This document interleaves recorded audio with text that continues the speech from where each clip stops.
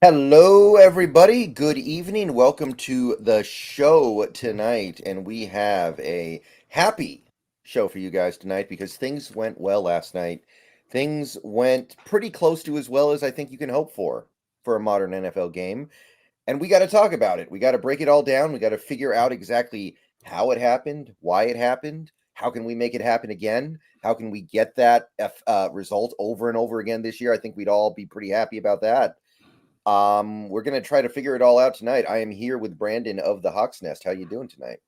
I'm always good, better after a win, but better after, especially this kind of win, like you talked about. That's got a lot of good to talk about with it, and on top of, I think, encouraging signs for going forward. Not just in that you came away with the win, or you scrounged it out, or you tough through, or it's a dirty win, and we just kind of get the ball bounced away at the end. You won this in a way that I think is a way that they can look at as kind of a model. Right, right. I think that if we could find a way to play that well every week, we'd be headed towards some big, bright things. But Yeah, so this game, just to quickly recap it from a distance, because we don't really have any Seahawks news today. We haven't really heard anything concrete. We've heard the generic things like, "Oh, this guy got hurt, but he's going to be okay." We're going to have to see how it goes during the bye week. The generic stuff that all coaches say for most injuries. So, does seem like we got out of there with minimal damage, though. So, I'm going to definitely call that good news. I'll take it. MetLife for how many men that how many souls it's taken for the little bit that we had to give to the volcano gods of that stadium. I'm perfectly happy with what we did walking out of it. That's right. So, I think we can just jump right into the game here, basically. So, I say let's do that. Let's do it. 24-3.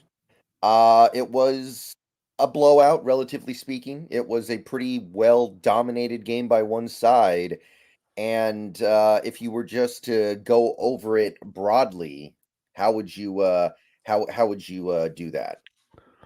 One of the first games I think we've seen here in recent years that we can really firmly, and there were some good defensive performances last year where you could maybe say this, but I think those were also ones where it was a little, yeah, kind of. This was one that was really driven by the defense to me, from putting points on the board like they did to the fourth down stops to bailing out an offense that needed bailing out. This was a week where your offense was going to have its struggles, and I think it was understandable. Every team's going to reach its point where there's too many injuries on one side of the ball or the other, and when you get to five of your offensive linemen out, you might be reaching that place. You might be entering into that zone, and I think we did what we could do. What meat was on the bone to eat and take a bite of from that offensive perspective in this game. I think they did so, with an exception of some things we'll talk about with Waldron's game plan, but.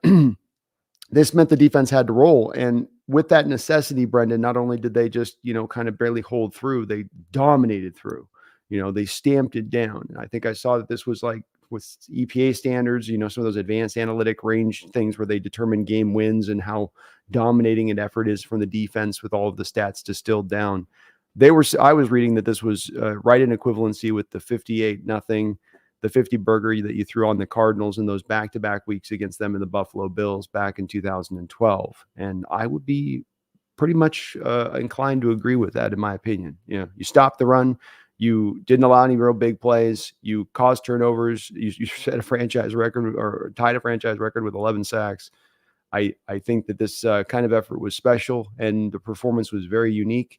And I don't think we're ever going to get back to quite this spot of it this year, because you'd be insane to be pulling 10 sacks a game. But there's a lot within it that I think is stuff that we can tap back into. But the offense just had to kind of hang on, and the special teams did their part. But I feel like the offense really was starting to feel a little bit of that with that giant line that's got some legitimate bodies down on it. They were starting to feel a little bit of it's getting weak. The walls are getting weak, right? Little leaks Mhm. are springing, and you're seeing cracks running up the side. And you're going, uh-oh. Right. So let's start with the defense, I guess, because that's the fun part of this. That's the Yeah. part that, I mean, I said it the other night. How far down do you have to go down the list to find a player on defense who didn't play well last night? You got to go pretty far. Agreed. The effort was supreme and uniformed all the way through. It was awesome to watch. Where it's not stars driving this performance. Everybody kind of came in and had their part into it. That's how you get a dominant effort like this. So you're going to get a dominant effort to the Cleveland Browns to this level of a game. If you have a Myles Garrett just going out there and wrecking some tackle through the game, you got to have every guy on that defense, doing their part to get there. So to speak about things broadly on defense, the Giants only really did two things throughout that whole game that worked in any manner at all. The first would be the Daniel Jones runs. He had a little bit of success using his legs. He led his team in rushing by far. They were able to do a couple of nice things there, and he was able to get some things going with the little checkdowns and the quick passes out to receivers, which to me is just the kind of the scheme. Like the scheme is allowing him to have that because we don't think he's going to be able to keep it up. He'll eventually make a mistake, and he sure did. Yeah, I think it's also certainly a little bit of the coaching staff deciding to take a turn in this game too, Brendan, in their approach in attacking it, because there has been less of the off coverage dropping to cover 3 specifically, which is to me the main thing that a quarterback like Jones is going to salivate over, because he sees the off corners prior to the snap, and then he sees the corners bailing another 3 yards, and if he has an out route, a stop route, a comeback route, all of those are going to naturally win from a leverage standpoint against that coverage. Hawks have started to bring at least the corners up into more of a press look, so he can't read it. You can't read it as true and pure when they're dropping into the bail, because it's absolutely, when they go to that bail technique, you can see what they're doing with it. I mean, it's literally flips the opposite way their hips would flip if they were running man coverage. So it's really, really easy to recognize when they're going into it. But I thought they kind of tightened some things down there, Brendan. I think that they, especially with bringing some of the blitzes like they did, they just didn't let him sit back there and have those routes kind of develop in there, and essentially let the quarterback have your defenders dropping to depth. Give them time. They'll just keep dropping to depth. That's how they're instructed. Oh, now go underneath. Now I'll hit the drag route. Now I'll hit the cross route. You didn't provide the amount of time for those routes to set up. And I think that's where I give a lot of credit this game, Brendan, back to not only the players, but the coaching staff, because I thought I'd love to hear your thoughts on this, but I felt like there was a tangible difference in their approach to how they executed this game plan versus other game plans this year. I mean, I like the blitzing. There was some really nice blitzing in this game, and the blitzing worked. How many times did we get a free runner in? How many times did we completely blow up the play before it had any chance to go anywhere because of a blitz? I still feel like there were a few too many soft zones. You're playing the Giants. That's not a team that's really going to threaten you down the field. I would have liked to have seen us maybe pressure them a little bit more at the line of scrimmage, challenge them on those short completions. But I think that the game plan, I can kind of understand it, right? Because Daniel Jones has shown he's not the kind of quarterback who's going to be able to just do that for 60 minutes and never make a mistake. He's going to make the mistake, and he did. So I get it, but at the same time, I can kind of understand why we did it in this particular circumstance. Maybe a setup on him where you're setting him up in that, okay, this is the defense he thinks he's going to see today, get him comfortable with it, and then you sort of flip it back the other way with it, something like that. But however they arrived there, at least they did arrive there, Brendan, where it was not them just allowing him to sit back through a game and be comfortable and be steady with that line where it's at. You put them on the attack, and especially once they lost their center, I had some wonder about this, about who maybe who's the line caller at that point. Daniel Jones doesn't strike me as the guy. I'm not trying to throw more shade at him. I know he's getting a lot already, but he doesn't strike me as the line caller guy on an offensive line, really. Like, he's out there able to see and read things really well and make the calls out and all that. I would reckon to guess that John Michael Schmitz was probably the guy they leaned on for that. He goes out of the game. Your left guard Lemieux slides over to the center position. Go on the attack. Challenge their protections. Can they handle picking everything up pure? They're going to make all the right calls at that point, especially if you're exotic in your blitzes.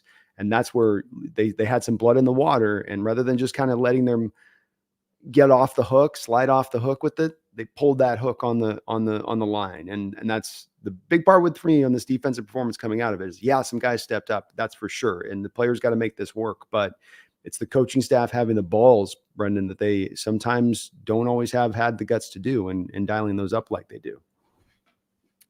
All right, so let's just go through. I'm just going to name some players on this defense to talk about who I think really stood out in a positive way yesterday, because we could sit here for about 3 hours just talking about the guys on defense because again, pretty much everybody showed up. Maybe Darrell Taylor was the one guy who left us a little bit wanting, right? Maybe he was the one guy who didn't get in on the party. Yeah, that's probably about accurate. I think he's getting some of his snaps. Obviously, a lot of his snaps taken out. The boy has ascended fully, and I think that the club likes Derek Hall quite a bit. I think some of that's come down to his cost of things, but he's not, when he's out there, necessarily showing you a lot either. Yeah, exactly. So let's start with Bobby Wagner here because he kind of got lost, I feel, in all the stuff that happened last night with the sacks and the turnovers. But 17 tackles, and usually when he has 17 tackles in a game, I'm not really happy about it because it means our defense was on the field for 58 minutes. And he just had to get tackles because the other team always had the ball. That wasn't really the case last night. His tackles were productive. He had 2 sacks as well. His average depth of tackle this year is really good. It's like 2.2 yards down the field against the run. He got beat in coverage maybe twice in this game, but it wasn't anything that was that big of a deal. Breida got him once, and I think a receiver got him once. That's about it. Like, is he on pace to have maybe like the best year of his career? Are we in that area yet? That's actually a really interesting question, and one I haven't really spent, to be honest with you, a ton of time considering with that. 91 grades by PFF coming out of this. He's going to be one of the highest rated linebackers by PFF, no doubt, after this week, I'm sure. Very much maybe. You look at where that run game was last year, Brendan, and where it's to this year. This isn't a run game that's just merely going from 30 to 15. So run game defense that's going from that 28 to 30, wherever the hell it was, the end at the back end of things to the front end of things. And you look at this roster defensively, and not a lot has changed on this team. Yeah, Jaron Reed. Yeah, Mario Edwards Jr. helped. I'm not going to say this is all on Bobby's back and he's just pulling the whole load here, but it's been him to me, in my opinion, Brendan, standing out here at the forefront as the reason why this run defense has improved. First, before we get to anything he does as a pass rusher and whatever he does as a leader and whatever he's doing right now in coverage. Still comes out of this game with a 72 coverage. It was the thing that drove me a little bit kind of batty this offseason when people talked about how bad he was in coverage. Is like, okay, you can sign me up to that, but build your case. You can't just blanket say, well, a guy's bad in coverage because I see his feet are slow. PFF coverage scores are still solid down the line. I think he was 75 last year. If he's a 72 PFF grade this year or somewhere around that, which is where he's probably going to be about when he settles in, that's leap years ahead of Jordan Brooks and Cody Barton. So giving us good there. And then you get the leadership. And then you get maybe one of the best blitzing middle linebackers in the sport on top of all of that in addition to it. And all for the bargain-based value of a 1-year, $7 million deal. Bobby has been absolutely a godsend to this defense. I give him a huge amount of credit for that run stopping defense. He's probably doing a lot of calling out and recognizing plays before it happens. You can see the instincts in the run game, where it mitigates the lost steps, Brendan. It really does. I've watched so many snaps of where you can see him taking 2 and 3 steps there, where a Cody Barton would have stayed flat-footed on that play, probably would have backed up a step post-snap. And it's really a cumulative 4-step, 5-step difference between those guys on where they just start the play out because of their instincts and ability to read the play. Bobby's been fantastic, man. And he may be on pace to, heading to that spot, especially if he ends up at like 8 or 9 sacks or something like that. I mean, he'll start making a real strong case for that being the way this will play out.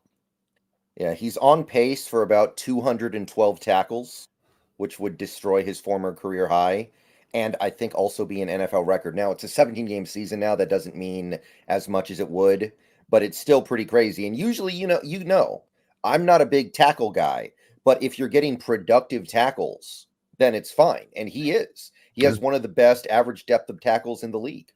Yeah, I think I agree with you on the same thing. And the bottom line that you are stopping the run in addition to that in all 4 games, that you haven't had any game where you've let this slip. This game, even like the only way they got the yards was because Daniel Jones can't sit in the pocket for more than a half seconds before he freaks the hell out. And so, he's run city that beefed up their numbers a little bit, but you're being absolutely fantastic on that area of stopping the run. And I just feel like, he's right there at the forefront. He's getting help, but man, he has been just what the doctor ordered because that position was so lost last year. Seems like the only thing is we can't run cover 1 with Bobby. Like that kind of hangs him out to dry in coverage. I feel like that was one thing that was getting called out a little bit in yesterday's game. That was the 22-yard catch that Breida had. He beat Mhm. Bobby, and we were in cover one, and it just he can't keep up with those guys anymore. That's the one thing that I think we need to pull back a little bit. But other than that, um, Well, the that's where coverage really has not been a big problem so far this year. I don't think they'll probably ever do it, but that is the opening to me where you could eventually bring out a Jamal. And I mean, it'd be probably a tough to do, especially with him having the year he is in Bobby. But the coaching staff was seeing that kind of stuff where teams were able to really attack it. That you could flip, you could flip Jamal down there occasionally and Bobby off the field. Like if you're in a dime package, Jamal would become your dime linebacker, or the only Mhm. linebacker on the field. But I don't know if they'd be willing to do that. I don't know if Bobby be willing to be talked off the field with it. But I think that that's just going to be the part of his game that does exist. That is the troublesome part. I don't think though that it certainly doesn't take anywhere near even make a dent into the value he's bringing on the other side of it in a variety of Right. ways. Okay, next up, how about Jordan Brooks? Because we just kind of mentioned him a little bit in tandem with Wagner. You get the green dot off his helmet, and it seems like he's just more liberated to go play the way that he needs to play. Just he doesn't have to think as much. He doesn't have to worry about where everyone else is. He just worries about where he is. And again, I've said this after almost every game this year. I feel like he's playing the best football of his life. I don't remember ever watching Jordan Brooks in a previous year thinking, wow, I'm actually thinking this guy's one of the better linebackers in the league. I always thought maybe there was a point where he was a little above average, but I never thought he was really good until this year. So far, it just seems like he's all over the place. And I don't know where it's come from, but I think it's the case. I think it's there. Yeah, we can absolutely, to your point on that point, to the first, moving him out of the middle linebacker spot, taking the green dot off his helmet, taking that load off of his shoulders has certainly released him. And that's, I think, right there at the forefront. The kid's developing, young kids are going to develop. That's got to be a big part of it too. But to happen after his ACL is the strange and wondrous part of this, because he shouldn't be, looking still close to like what he looked like athletically prior to the injury. This close, this fast after is like now what, 7.5 months ago or something. But he has been great. I don't know, Brendan, he hasn't posted a 70 coverage grade in his entire career in a game, I don't believe. I don't remember I, ever seeing I that. mean, if he did, it was probably in a game where he got targeted like once, right? Yeah. I mean, that's literally a 70 grade is like double the grades he was getting in coverage last year on a consistent basis. He was posting 35 and 40 grades in coverage.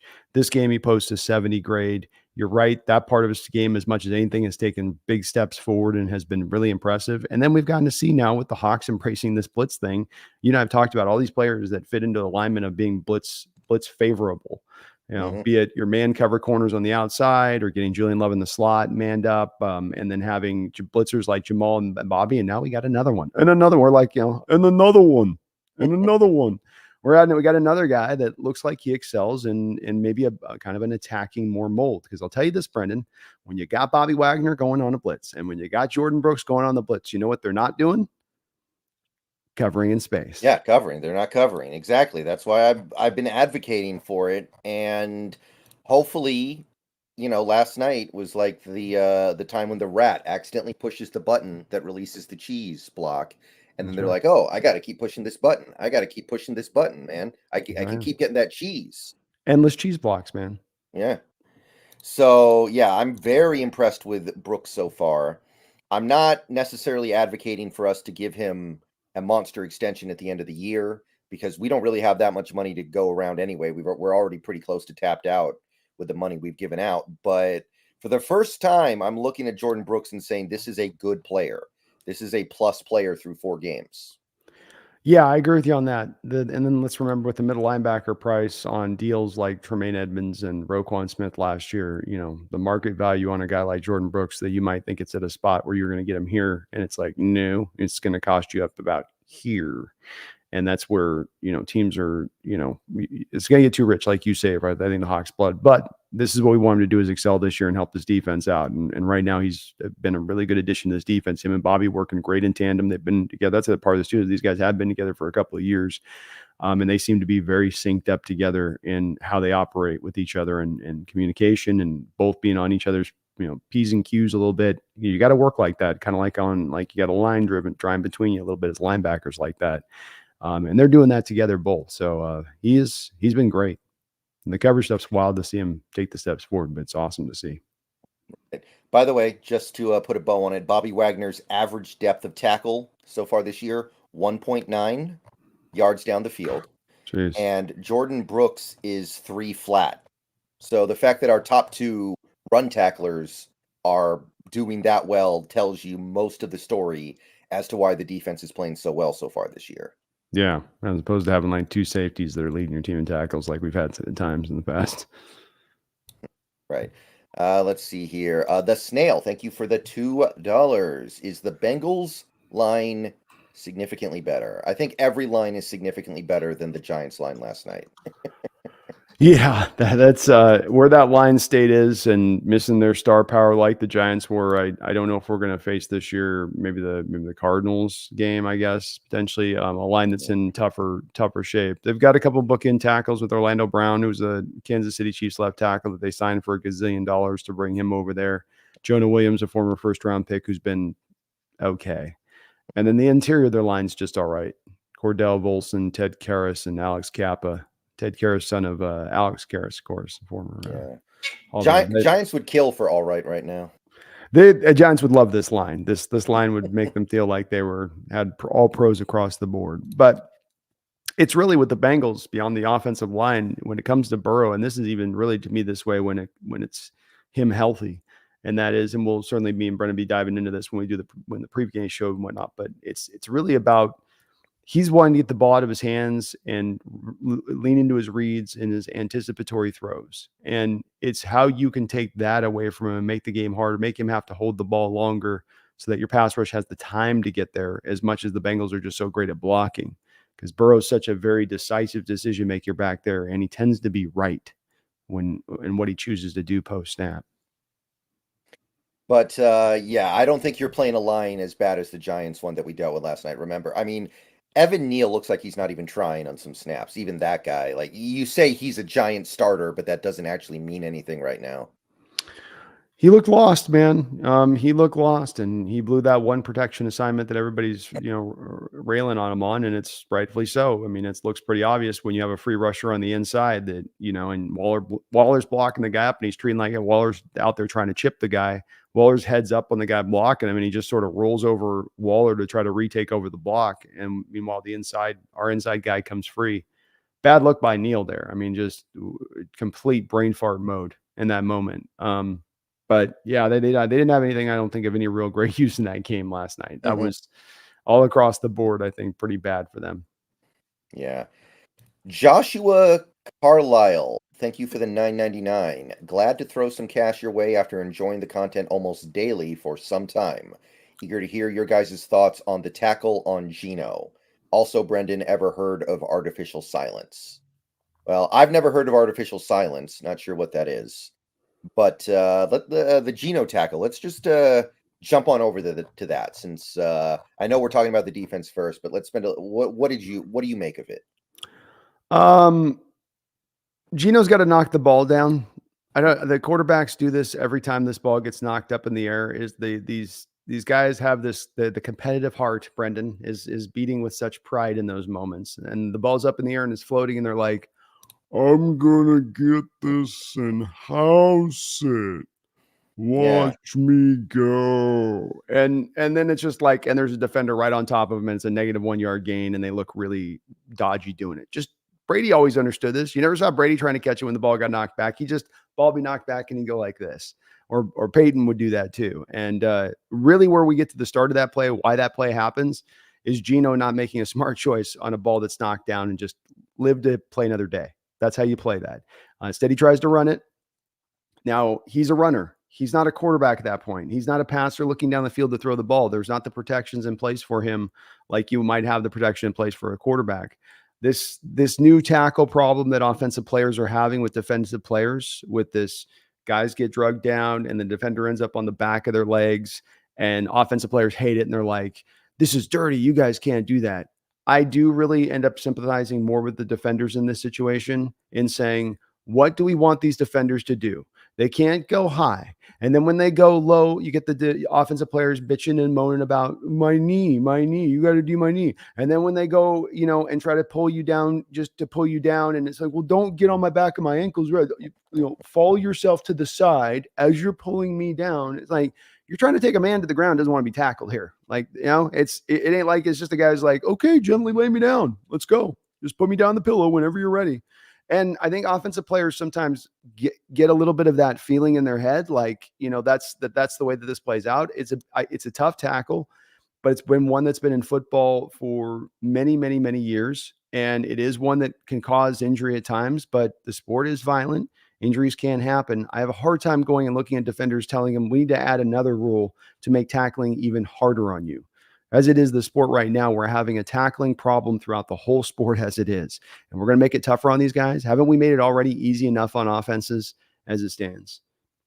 Yeah, I guess the controversy is that it's kind of the same thing as a horse collar in the terms of the action that happens.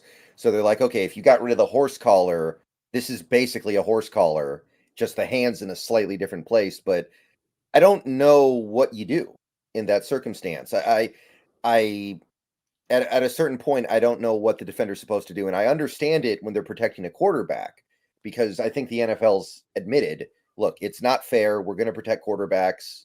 I know that there's nothing a defender can do sometimes, but too bad. Deal with it. Mm-hmm. But when you're talking about a guy who's become a runner, like Geno was on that play, I don't really know what you can do. And as I understand it, it does look like horse collar, but it is horse collars to the back of the jersey, as I understand it. It's not to the side of the jersey that the penalty gets called on. I've never seen it called to the side. And this is where we get to that. You've got a defender approaching an offensive player. And if we're trying to put a rule in there where he can't get his hands up around there, it's like, this is what I'm going to get to this place. Like, you've got this like 6-inch strike point. You can grab a guy and take him to the ground, or otherwise it's going to be a penalty. And it's like your hands are you're trying desperately to find something you can grab. It's very likely the first thing you're going to grab is going to be some whole spot you got in there to grip. And if it's on the side and the rules say that it's only the back that's the horse collar, they're playing within the scope of the rules. And if we got to change the rules, do that, I guess they'll change it if it eventually comes too much of a problem. But I just feel like it's not that big of an issue. And frankly, we got to stop making every rule change in the sport to the benefit of the offense, because we'll eventually get to a place where it's just impossible to play defense. Yeah, I agree with that. Like, that's why I did not like it when they did the Des Bryant rule. I was like, it's already too easy to catch the ball as it is. Yeah. Like, why are we making this even easier? But yeah, the first thing you said about Geno batting the ball down, absolutely true. Some of you guys might remember the Clowney game, the Jadeveon Clowney game in San Fran or Santa Clara. Jermaine Ifedi did that, right? He picked up a fumble and turned around like he's going to take it 90 yards to the house. Yeah. And he doesn't. He fumbles immediately because he's never held a football in his life before, probably. Same thing. Oh, it is. Well, and I have a feeling, guys, that the sport moves so fast. That ball's in the air. You probably peripheral seeing this huge open wide lane like below your eyes, on the eye line as the ball's up here. And you're like, oh, I'm going to, and your whole head's doing this imagination where I'm going to do it. I'm going to do my Barry Sanders. I'm going to shake this guy. I'm going to do a spin move after that. And then it just all suddenly everything gets really fast, really quick at that point. Let's see here. David Pugh, thank you for the $4.99. Swiss Army Spoon. Yeah, I'm bringing this up again. SAS. We had last night on the stream, Brennan, a good number of nickname potentials. Most of them set around the spoon. I'm not going to lie to you. Here's the current list. We've got Spoon Man, Big Spoon, Swiss Army Spoon, Monsoon Spoon, Legion of Spoon, Dirty Devon, Harpoon Spoon, Wither Boom, Devastator, The Hitman, Spoonami, Wizard Spoon, Bone Shiver Spoon, and Spoonifer, like as in Punisher, but Spoonisher. I don't know. None of those are speaking to me off the rip. I got to be honest. Yeah, none of them. Those are Cambodian beef sticks. Strong. I'll say that. Yeah. Maybe he doesn't need a. Maybe it just can be Spoon.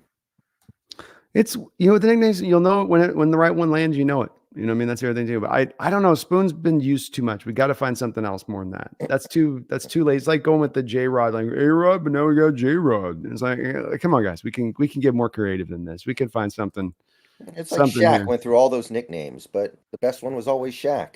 That's true. That's Yeah. true. It was. He And maybe had 100 nicknames. certainly Spoon's going to be something that follows him, often. But it would be cool if we could come up with something, maybe a little bit of the tag team tandem with him and Woolen now set to go. Michael Centalonza, thank you for the $10. Great show tonight, guys. They were playing three safeties at the beginning of the game. If Adams doesn't go out, would Spoon have seen any snaps at nickelback and produced such a memorable night and future at this position? Yeah, that's an interesting one. Probably. So, before the game, Carroll was asked about nickel corner, and he said it's going to be a combination of Adams, Jarek Reed, Devin Bush, of all people, actually. And I think he had Witherspoon's name in there as well. Yeah, I would think what they would have done ideally is have Spoon stay on the outside. That if we want to get to kind of the brass tacks on this one. The reason being is that Michael Jackson hasn't played particularly well on the outside. He kind of had a couple moments in the Carolina game where he started, as the game went on, a little bit better, but I don't know that they have a lot of trust in him. I think that they had a lot more trust in moving Julian Love down the slot, Jamal down the slot at times. Julian Love is strong safety. I think that was the idea coming in. But then once you lose Adams and now Love's got to play strong safety 24/7, now you got to kick Witherspoon inside because you don't have another slot corner to call upon at that point. Devin Bush is not somebody you're going to run out there for a large part of the snaps, even if you had a plan to use him in a limited fashion. So it makes sense that they did what they did. Would he have had the day that he did? Probably not, because you're not going to blitz your outside corner at the frequency that you're going to blitz your slot. This is also, I think you got to see a real example as to why we were talking about this offseason, those folks that so very much bristled at the thought process of Witherspoon being moved into the slot. What a waste of him. What a absolute misuse. It's a mischaracteristic of justice. It's like, no, it's not. It's actually, it could be the most useful way to use him and put him in a place to be most productive. And certainly he was this last week. Doesn't mean that that's his long-term. I think long-term, Brendan, this really does settle out to where you get him on the outside. I think Julian Love will actually be better from his strong safety more down the slot. Jamal could be peppered in there as well. I think that you can still find him very useful on that outside, especially when we understand this is being done with the thought process of he starts locking down one side, Woolen starts locking down another side, and now everything gets condensed into the inside. And that's where those kind of work together in the grand scheme, in my opinion. Right. And last night, I think, should teach us a little bit. The goal is just to get as much talent as you can out there at all times. Don't worry that much about, oh, this guy's here, this guy's there. No, Witherspoon played every snap last night. Who cares where it was? He was on the field 75 times. Mm-hmm. That's all that matters. Best 11 guys, right? Just like basketball. Get our best 5 out there. Let's not worry about what's the position, though. Who's our power forward? Who's the strong? Who's the small? Who's our shooting guard? Let's get our best 5 guys out on the field, and let's let it roll. And they did operate, like you say, in that manner last night in their approach. While it's on screen here, let's briefly talk about Jamal Adams, I guess, because obviously that was a gut punch. By the way, this defense endured really well. Like that could have taken the wind out of their sails. It did not at all. So good for them. But sounds like he'll be ready for the Cincinnati game. So I guess we get to do this all over again in a couple weeks, right? Yeah, you feel for the guy. I mean, it's hard because I know fans are really, there's some fans out there that are kind of their wits end with it and the amount that's happened. I understand it might seem like, well, you're just holding out hope on something that's not going to happen, but the stuff has been so random. I was trying to make a joke that I feel like maybe he slept with a voodoo priestess in his time down there at LSU or something and jilted her heart. So now she's killed a chicken and he just can't stop being injured. I don't know, man, but it's a different injury from the others. Yeah. I think you would offer the same thing in watching as much football as you've watched as well. We've seen that kind of play happen probably hundreds of times where a guy goes low. Be it a safety going on a bigger guy, be it a running back or a quarterback. That guy's bigger. I got to go low. They go low. They're a little inaccurate with where their position is, or the quarterback or ball carrier changes their legs last second. And just, it's a weird timing thing where that hard part of your knee goes right up beside the soft part of your head there, the worst part to get those concussions, and he got it right down on the button. And it sucks, man, but that's not an indicative thing of him being injury prone. That's just a thing of any player on this team have that same collision with that same hit. Bobby Wagner, same hit upside his head, probably have that same kind of reaction happen. Right. And at the end of the day, as I've been trying to tell people for the last couple of months here, Jamal Adams is not going anywhere. He's here for the rest of this year, and he's probably here for the rest of next year. So we may as well try to figure out ways we can make this work and think about how this is going to operate, because that first drive, Adams was looking pretty dang good. He got a couple tackles, he got the pressure on Daniel Jones on the blitz. He was doing his thing out there, and then of course it had to go like that, which is unfortunate. But I don't see how, as a Seahawks fan, you aren't thinking about, okay, a couple weeks from now, we're going to have Witherspoon on one side, Woolen on the other side. We're going to have Julian Love down in the slot. We're going to have Jamal Adams in the box. We're going to have Quandre Diggs handling stuff deep. This is going to be really exciting. Like, what's wrong with that? Like you say, he flashed in that little bit of time he was out there on the field, as opposed to seeing him out there on the field dragging his leg along, looking lost, looking like his spirit was not in it anymore. And we got the opposite of that from Jamal, even in the small part. And this guy is still a very talented safety in this league. And does he hold up in the injuries or not? We shall see. But there shouldn't be some of the people like to paint that argument where they get mad about the injury part with him. And so then they all start going, well, then it's Blitz boy and he doesn't cover and he can't cover. And they start to better suit their argument. Like, let's not get it twisted on those two. Is the injury criticisms fair? Sure. Is this guy a hell of a football player than when he's on the field? Is he going to help this defense when he's on the football field versus not being on there? Are we better with him? As we get back to that concept we just talked about the best 11 players on the field, yeah, you are with him on the field. And the Hawks are going to find a role for him. And if he can stay healthy, he's going to have some impact out there and help this team out. Absolutely. Y2K, thank you for the $2. More weekly Jake Bobo blocking highlights, please. Were there any from this game? I didn't notice any on the initial watch. He, I think on the Kenneth Walker run, the big one at the end where they broke the back, broke the back run. I think he was right there in the center coming down on that one, right at the center of the action on it. Okay. I got to check him out myself, but I'm sure we've got more than a few cut ups I can find throughout this year. I can put together Y2K of him out there putting in some work with some of the grades that he's got. You don't get those kind of grades from PFF as a run blocker, as a receiver, unless you're really sticking your nose in there and trying to do something. Absolutely. Kasra Solari, thank you for the $4.99. Everyone's saying we only got sacks because of the Giants O-line, but the Cowboys could only get 7 and we got 11. The pass rush is improving. It's annoyed the hell out of me coming out of this game. How about you, Brendan? I mean, I understand that what happened last night is an indictment on the Giants as well, don't get me wrong, but it was still an incredible game. Like, in many ways, history was made last night by the Seahawks defense. So this is not the first time in 50 years that a team has played against a team with a bad offense. It's not like this. It's not like the Giants never play football. They come out of hibernation once every 10 years to play a game. No, they're playing 17 games this year. And I'd be surprised if any other team they played this year has 11 sacks on them, no matter who they put out on the offensive line. Agreed.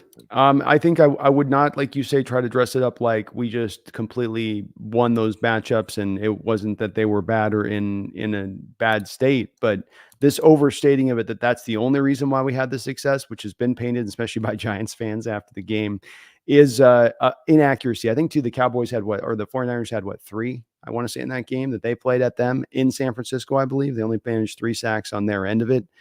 So it doesn't quite add up when they're dealing with very much the same that they got to face, we got to face. So why didn't it go as bad, for them, especially because we're playing in their house? It wasn't like they're in Seattle having this happen to them. Yeah. We're in MetLife when this is going down. And so I think that this was really more, even if we're going, there's a little bit that I'd give to them being bad Daniel Jones performance, more to me that the defensive line taking it to them in this game because of the fact that not only did you have guys winning, Brendan, but you had the coaching staff dialing up the blitzes to make it happen. And without both of those two things, you don't get to 11 sacks. And none of that has anything to do with, to me, necessarily on those two parts, just how bad the Giants' offensive line is. It's twice. This is the twice this has happened in 50 plus years as an Oregon franchise. I'm sure you faced offensive lines along the way that were in that kind of state, that were beat up in that way.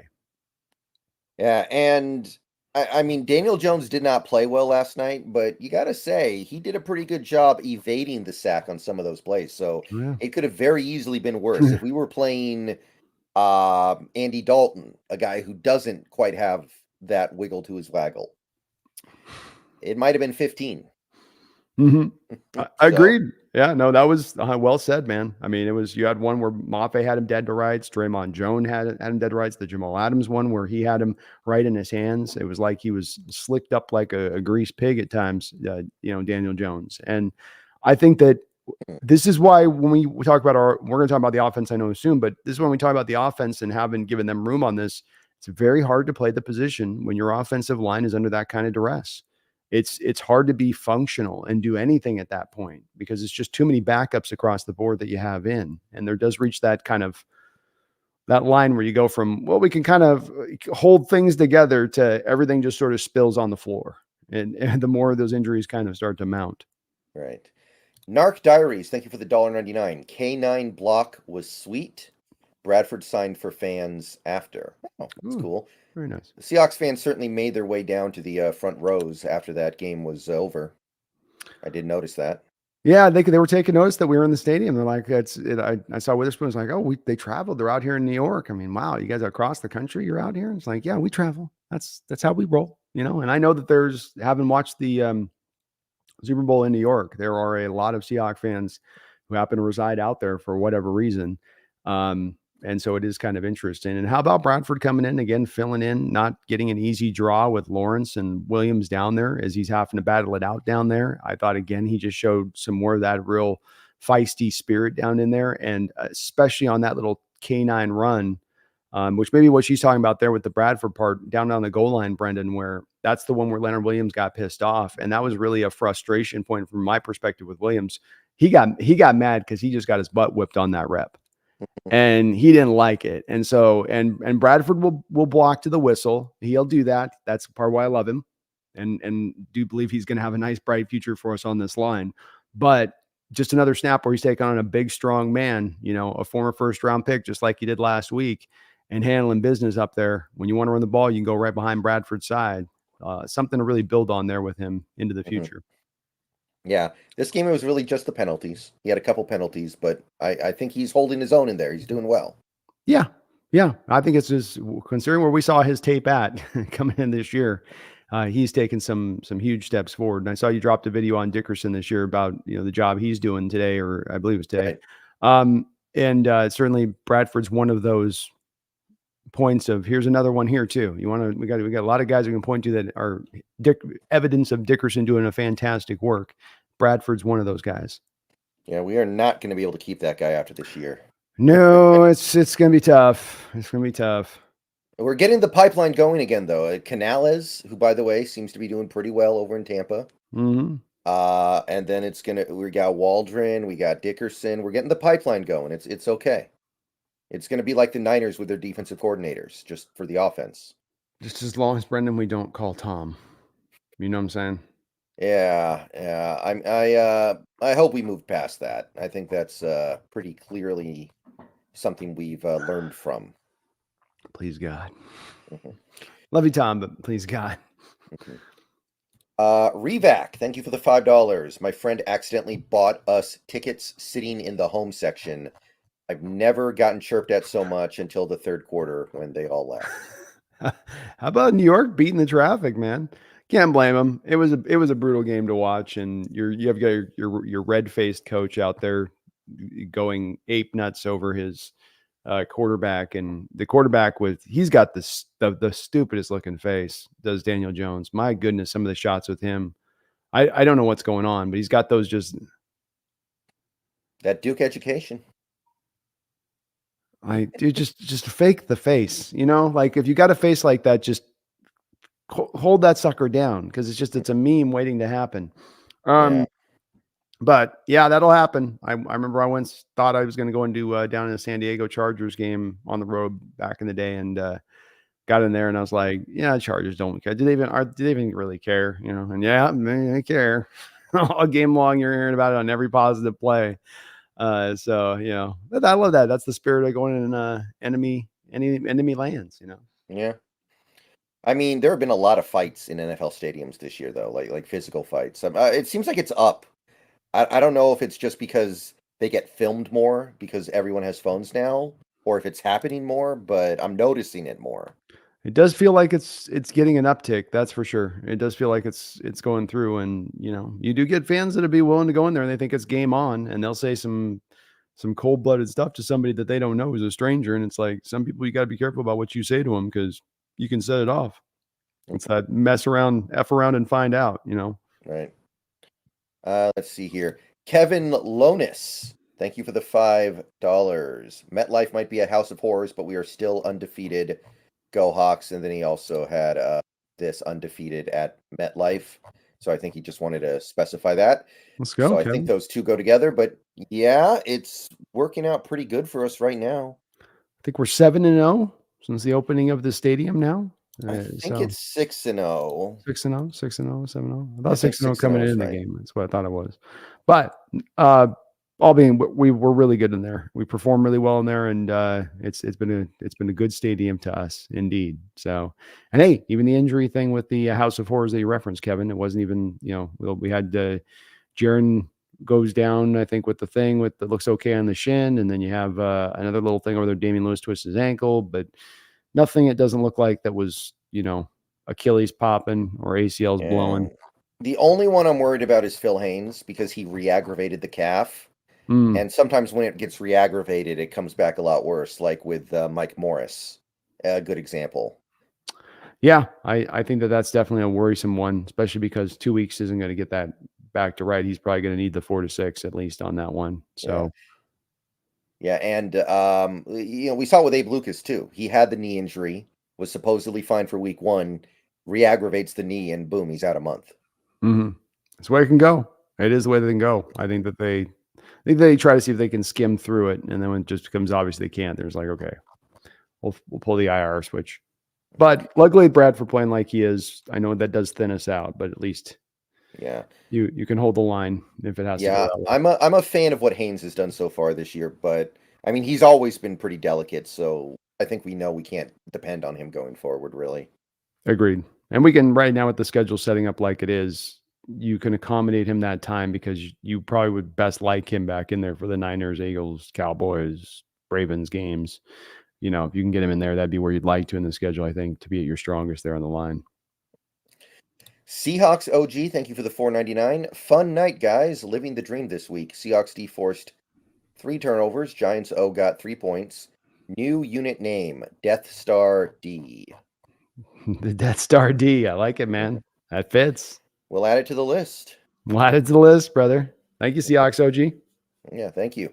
It was it was the kind of game you don't see in the modern NFL very much. They don't let that happen very often.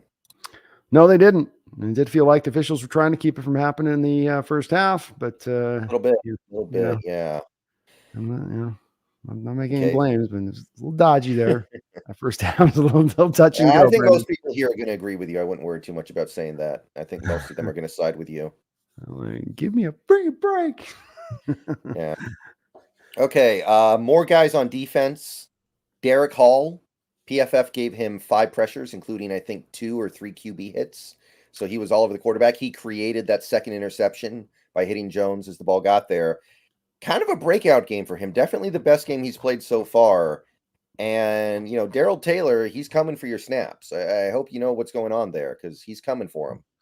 Yeah, it's not growing anytime soon. The team loves what they get from Hall. That's just you can see by the snap counts and how often he's just being used right now that they feel that way. Because right now, we're damn skippy on this. They want to, all things being equal, try to, at the very least, feature Taylor a little bit more, if only to create a trade asset for somebody maybe out there. But they like Hall. They like what he's running out there doing.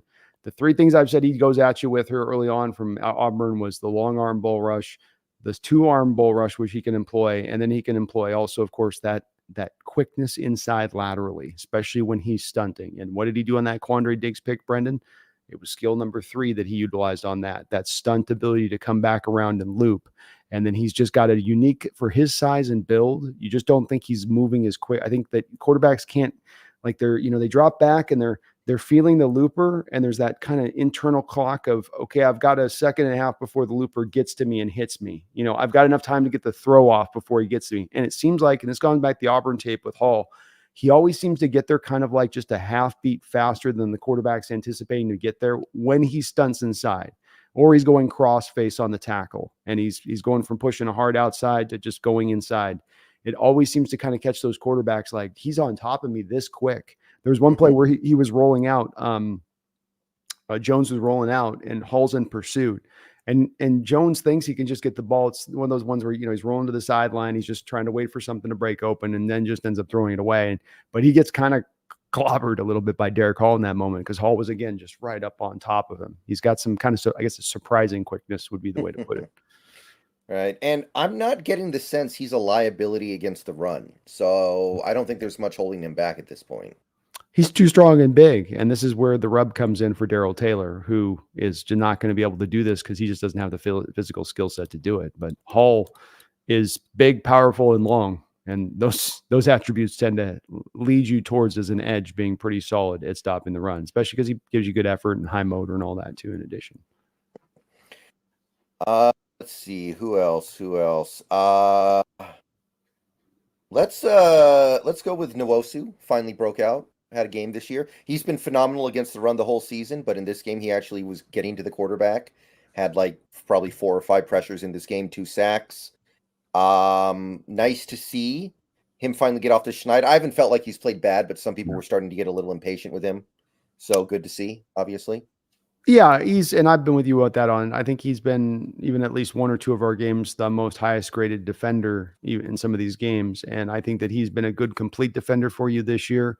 I think it's obvious that early on, and we'll see how this develops as the year goes on, but I think early on you were asking some of your defensive line and some of your edges to make sure that they really were narrowing in on the run first and foremost before getting to the pass rush a little bit at times. And I think that he's bought into that. He's gotten paid. There's a reason he is going to buy into that. But he showed you in this game, Brendan, why you paid him that money and why he's a top-notch edge out there. He's not a star guy. He's not going to be the Watt guy, Myles Garrett types. But if we just look at him as being an upper-level guy for the position, a complete player for the position, could add 3 sacks, because the Mario Edwards one, he had the first run. Another one of those plays where Daniel Jones got him dead to rights, and Jones is so weird. I don't know. It's like he gets him with those eyes, Brendan. He gets him with those googly eyes and hypnotizes them as they're going in to tackle him. Because how Boye Mafe came running at him, and Boye's got a direct path. He's like, you just run straight at him, and Jones just kind of runs right out around. It's not like Boye can't run, and then like Boye ain't got the wheels, and he just kind of runs right around him. He's got this he weird stumbled, right? Yeah, he just kind of took a weird. It wasn't even like Jones did one of these like, It was just Jones is looking at him, and he looked dead in the eye of those googly eyes. And I swear to God, it's just they start seeing the googly eyes going like this, and then he's gone. There's like, what was wrong with his eyes? What happened? But yeah, he was great. He got the 2 sacks in addition on that. He was active throughout this day, and he's going to continue to be a solid guy in this rotation of edges that we have. Julian Love, first really good game as a Seahawk, I think. Best game as a Seahawk so far. Absolutely. Yeah. Didn't notice any like big missed tackles, didn't give up a ton in coverage, made a play in the backfield. Just all around solid. That's what I thought we were going to get this year from Julian Love. I did too. You had the early collision on there in the first drive there where you're like, oh no, we've had a couple of these moments already. Is it going to be more miscommunication today? But he had an excellent game out there. Great as a tackler, great in coverage. Good job on Devon Witherspoon's pick 6 to get back up there and really get into position to make a block to free that up for a touchdown. You needed that at that moment. I don't know if your offense was going to do a whole hell of a lot more over the course of the day after that point. And him getting to get that block laid. And because I think Witherspoon was kind of starting to suck some wind about the 50-yard line. I think he was like, where's the cruise control button?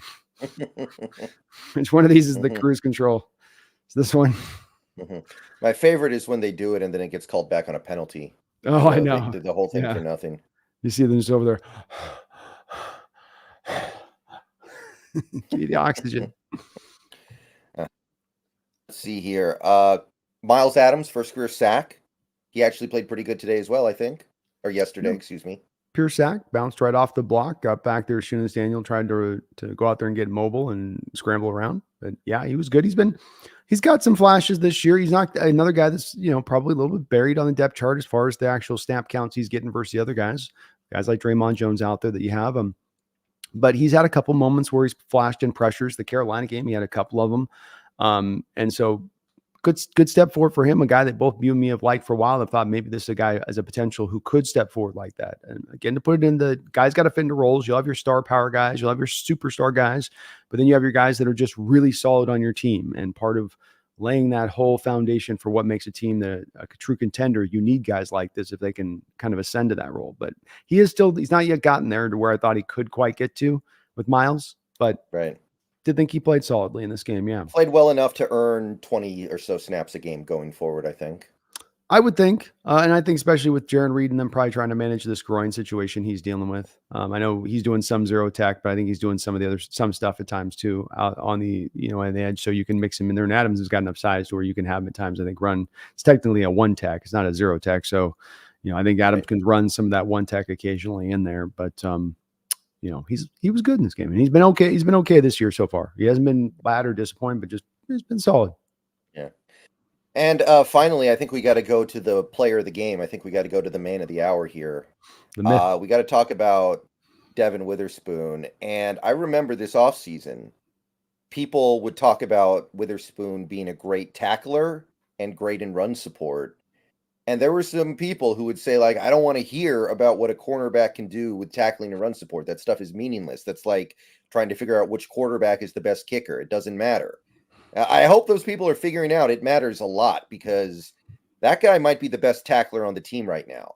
And the way he plays, it looks like he's playing a different sport in that regard than everybody else on this defense, I feel like.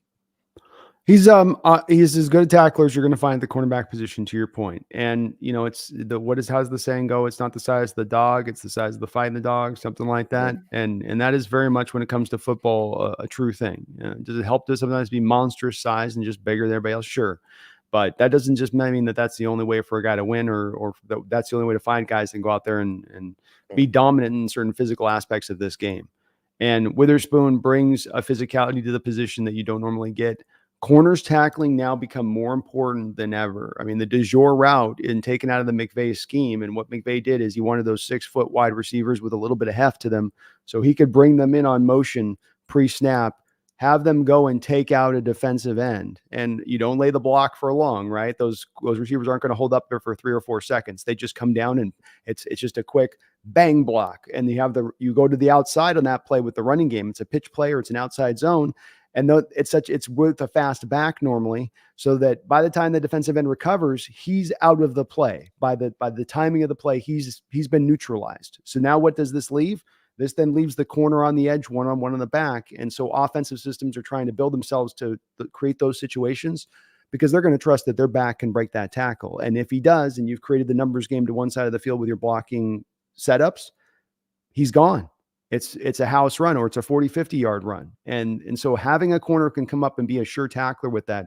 Looking at the Niners last year and how that defense played well, we get caught up in the front 7 and the front 4, and man, they just got beast up front. Their corners tackled last year. When they were asked to and tasked to, they came up and they played it like linebackers in their ability to go up there and tackle. And that's becoming more and more of, I think, an important part in this modern era, because of the way teams are doing so good at scheming up to neutralize your line and neutralize some of the other guys in the front 7 in order to put those corners on that island and say, can you hold up against this 225 back who's had some build-up speed coming up downhill on you? Right. And I'll tell you what I didn't expect. And I understand he was unblocked, but I was not expecting Witherspoon on the blitz to be such a problem. Like PFF gave him 4 pressures in this game. I only saw 3. I guess there was a 4th one in there somewhere. But is this going to be a thing going forward, do you think, with Witherspoon on one side and Adams on the other side, and you don't know who's going to blitz? You don't know if they're both going to blitz or one's going to blitz. Like, is Witherspoon on the blitz something you think that's sustainable, or was that just they gave it to him too easy? No, it is sustainable. And there's a very key point to this when we talk about both of them going from either side. And first, why it will work is for the same reason that you saw him reaching up over 20.5 miles per hour in the open field after the interception. He is very quick and he is fast. We get sometimes the one or the other with a cornerback.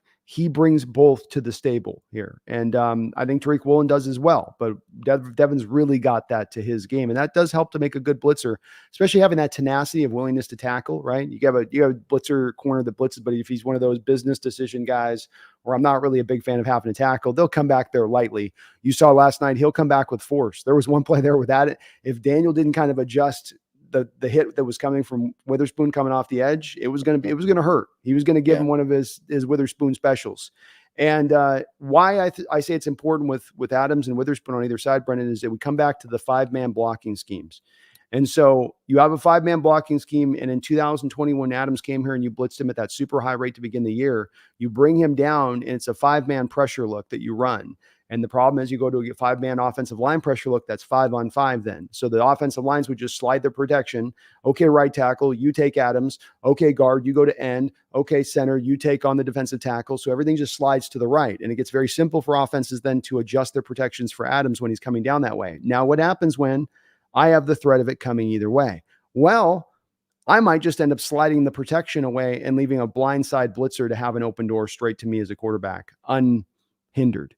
And that's just what happens with those kind of things when you have both of them going, is that they'll slide it to Adams and then here he comes and it's going to be wide open and free because teams aren't expecting it. The other thing with this, Brendan, is they don't have a lot of tape on this kind of stuff with us. So it's not like, that's what they like to do. Look for this. When you come up, if you see Adams doing this, look for this read with that. You've never done any of this stuff. It's all being put on the tape for the first time. It's going to catch teams off guard and unaware. Yeah, I'm feeling like we got something really special that we're going to unleash as soon as Adams does get back. Which, by the way, from my understanding, he's not going to miss a game, so he'll probably be back for Cincinnati, and we can throw him at Joe Burrow, who cannot move right now. That'll be interesting. Very interesting to see where Burrow's at, and does change where my view is. It's one of the things I'll be watching closely this weekend with him. I think they take on the Cardinals. But seeing how he moves, because if he's near 100%, I think he's tough to deal with. I think we're going to have a hard time going in there and getting the win. Cincinnati's going to want that game, depending on where they're at, because I think they've had a little bit of scuffling early on here where they've kind of set some work up for themselves to have to overcome a bit. But if he's diminished, he is what makes not only that offense run, he is what makes, in my opinion, that team run. The defense is solid. They've got playmakers like Jamar Chase and T. Higgins, so it's not to undersell those guys. But to me, he is the straw that stirs that drink. Oh, yeah, definitely. And, of course, Witherspoon with the interception. Terrible throw. I mean, I don't think there's any doubt about that, but he still made the play. It's terrible throw. It's a real lazy route by the receiver. He runs that zipper route where he's supposed to like go one way and then come back the other way, right? Just like a zipper. And he sort of ran it 3 steps to one way and then didn't really end up coming back the other way. And then I think the other receiver was supposed to come underneath by what Daniel Jones thought he was going to do, and he just didn't. But this is what happens, Brendan, why I hammer on this and why we've talked about this so much. And I sometimes become probably a little bit annoyingly obsessed with this. The reason I've hammered the blitz stuff so often is for the results you got in this game, because this kind of game, this kind of door to this game being opened up has been waiting to happen for a very long time. There's a book on the Seahawks and the way they play defense, especially when they lean into their soft zone defenses and how to beat that. There isn't a book on this. There isn't a cavalcade of plays that you can call upon to say, this is how you're going to solve this thing that we've never seen from this team or this defense or Coach Carroll ever before. Certainly not at the rate that they could run it. And when you did it, you set a franchise record. This is why I hammer it so hard, Brendan, is because it's waiting for them to take. Because unlike past seasons where you might have been in 2018 going, okay, defense is, we're a little bit away from the Legion of Boom days now. What do we do? Let's blitz. You could have said that, but you still had off-cover zone corners on the outside. You had safeties that weren't built to blitz. You had only Bobby that was probably really a good top-notch blitzer. KJ Wright was not anything special when it came to blitzing. So you just didn't have the personnel. You could have said that. You could have said, how about we try this? And they could have tried it, but it didn't mean you had the personnel in place in order to execute it and be successful with it. Now you do. Now you're stocked to the gills across the board with that kind of talent to make this happen. It's right there. Now they just have to complete the process, Brendan, just complete the process, like completing the Des Bryant catch, just complete it all the way through.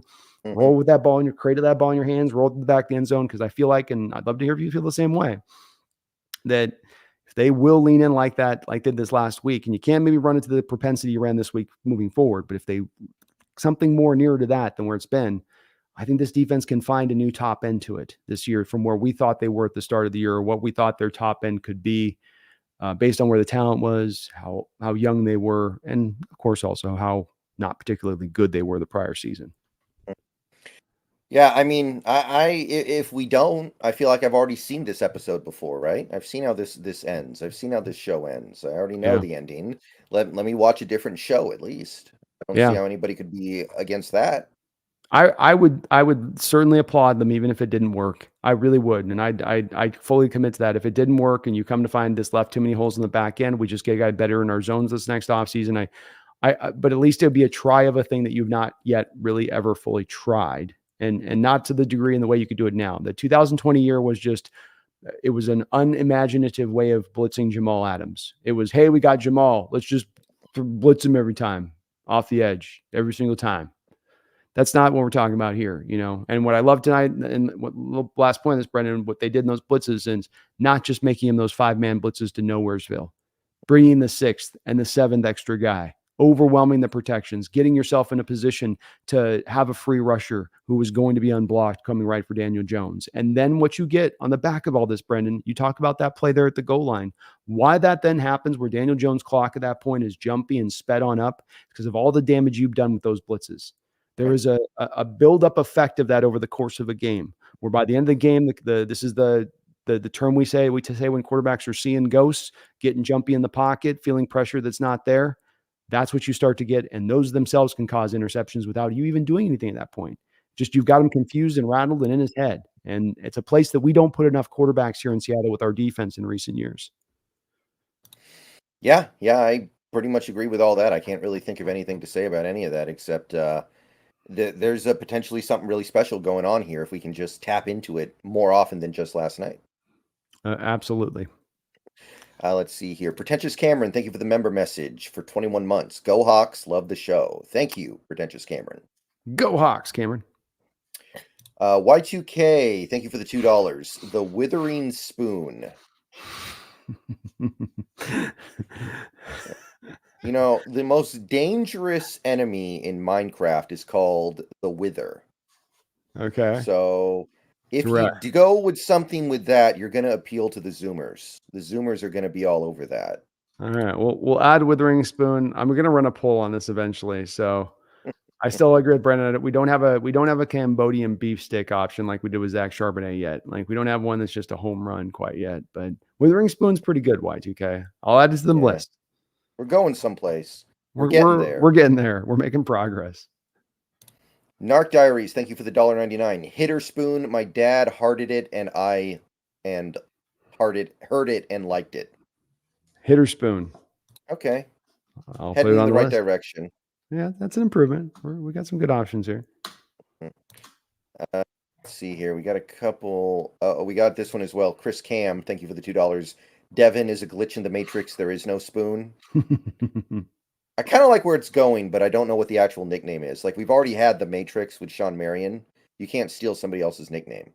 Yeah, we're on the case here though, Chris. You guys, we're getting close. It's one of those we'll know it when we hear it for sure, but we're sort of getting down the line. I think, you know. Yeah, and the Snail, thank you for the $2. I like Spoon. My concern is his size, the way he hits.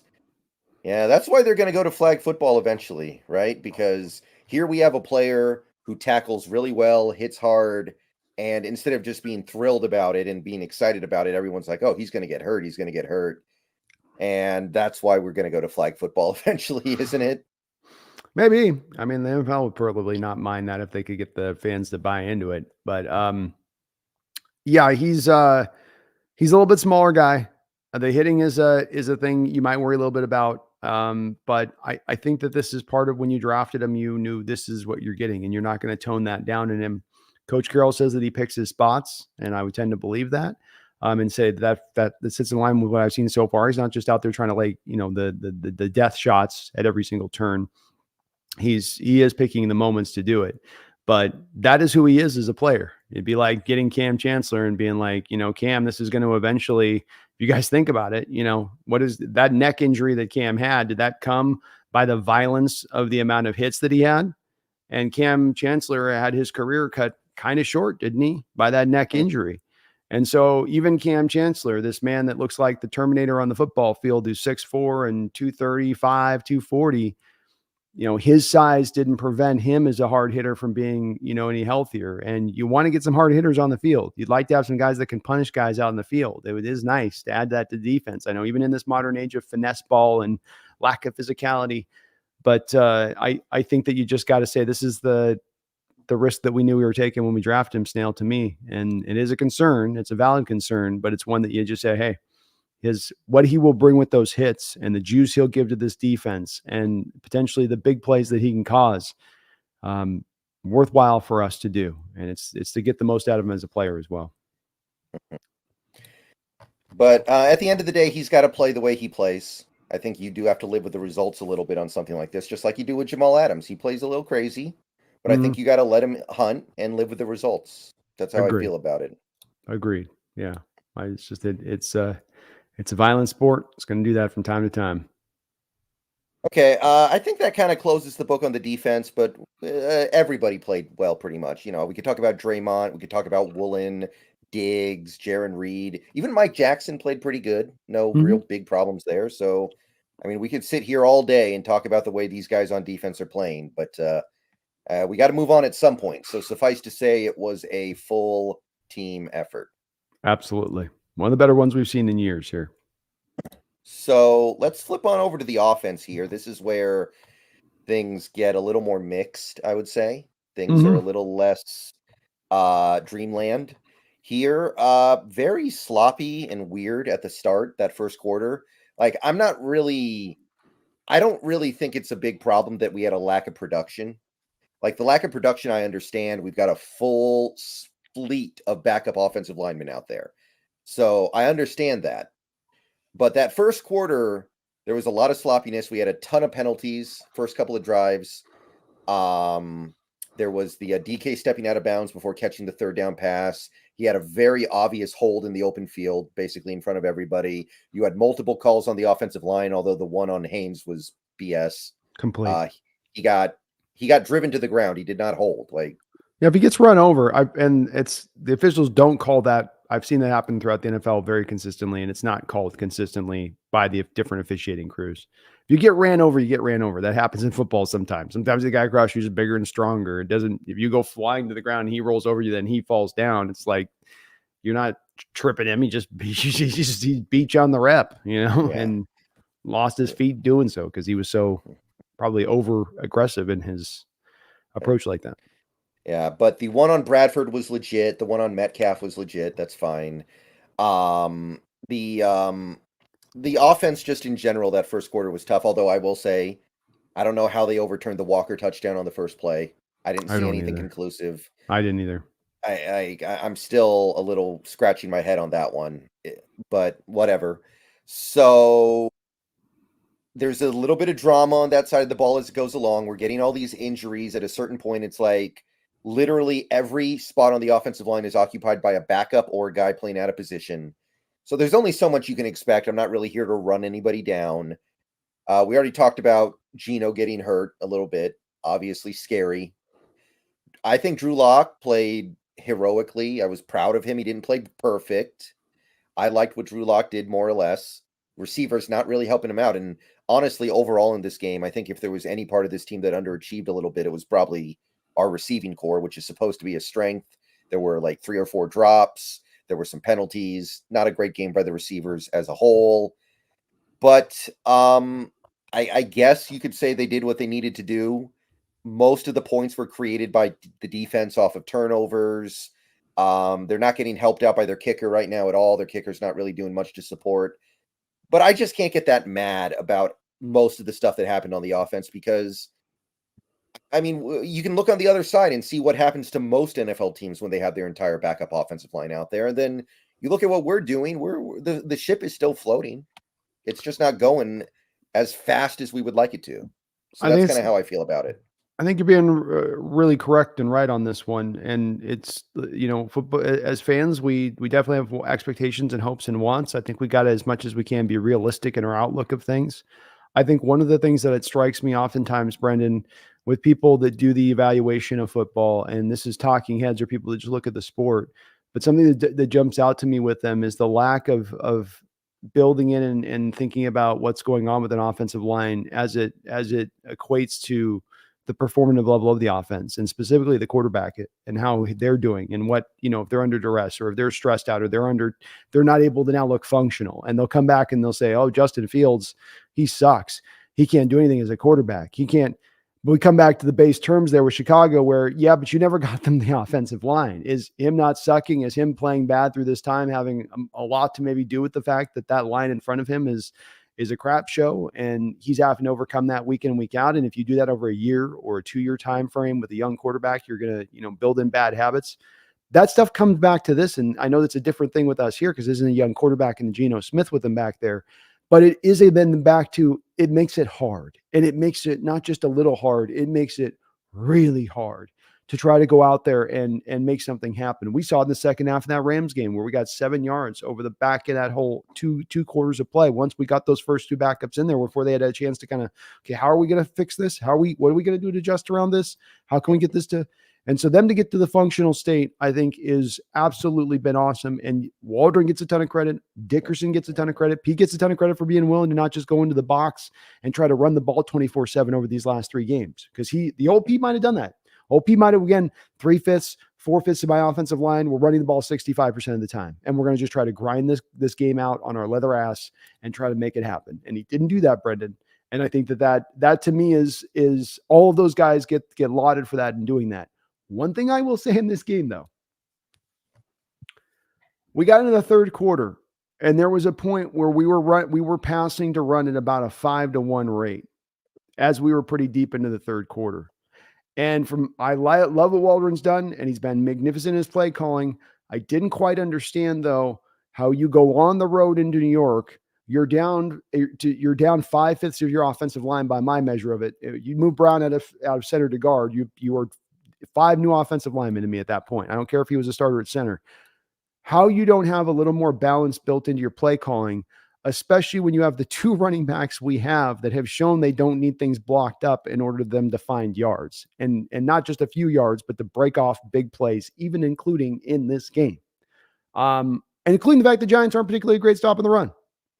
I wasn't really understanding.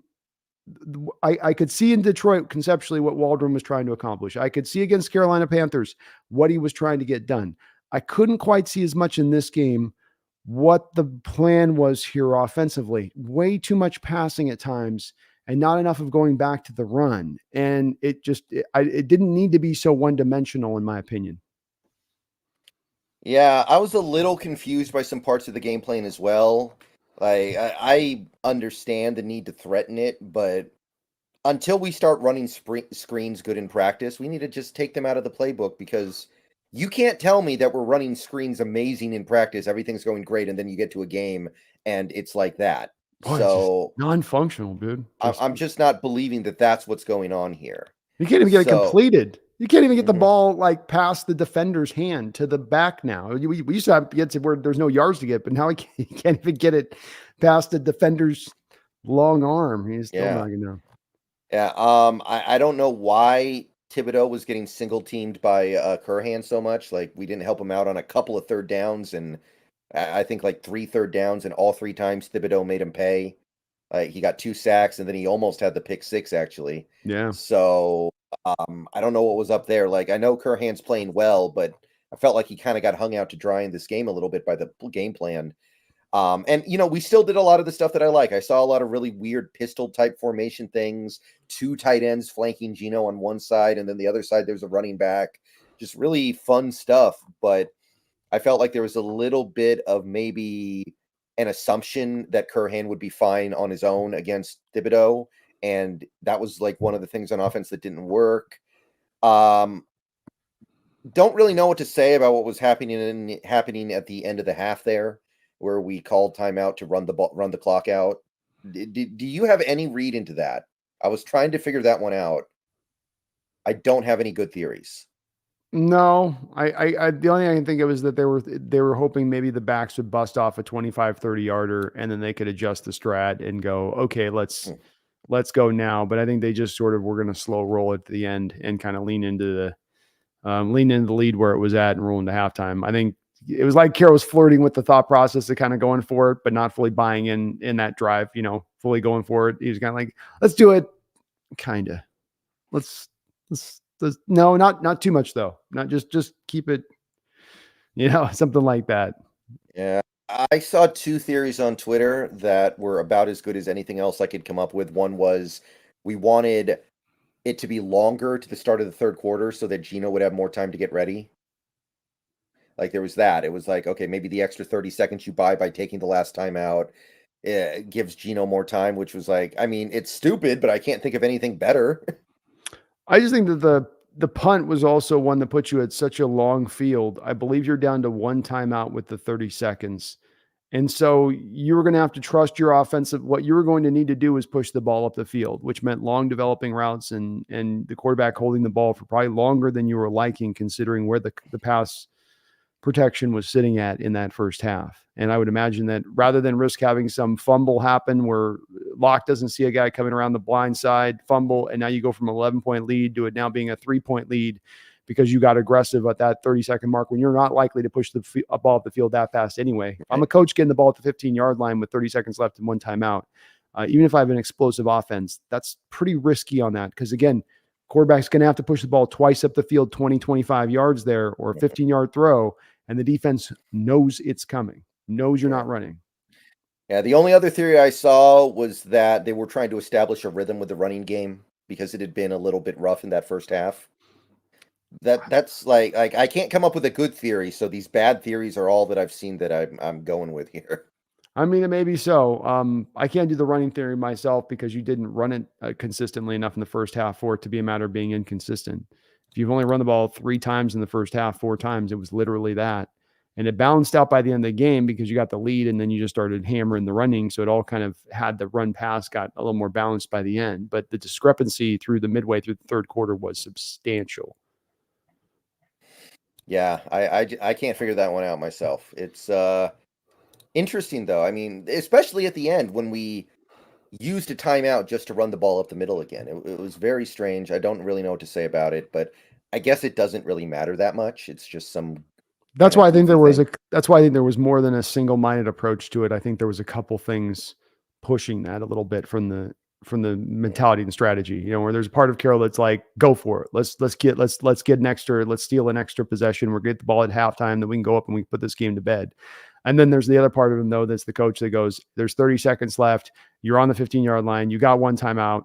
Just tell Waldron to keep this conservative. Tell him to just run it up here. If you bust a run off, then you can call a timeout, and then you can go for it. There's like if the second run, you bust that out, get up to the 50-yard line, spike the ball in their 17. Okay, now you can make one throw down there, get it in field goal range, and Myers can take a shot. But absent that happening, I think you're just going to be like, let's just let it roll at that point.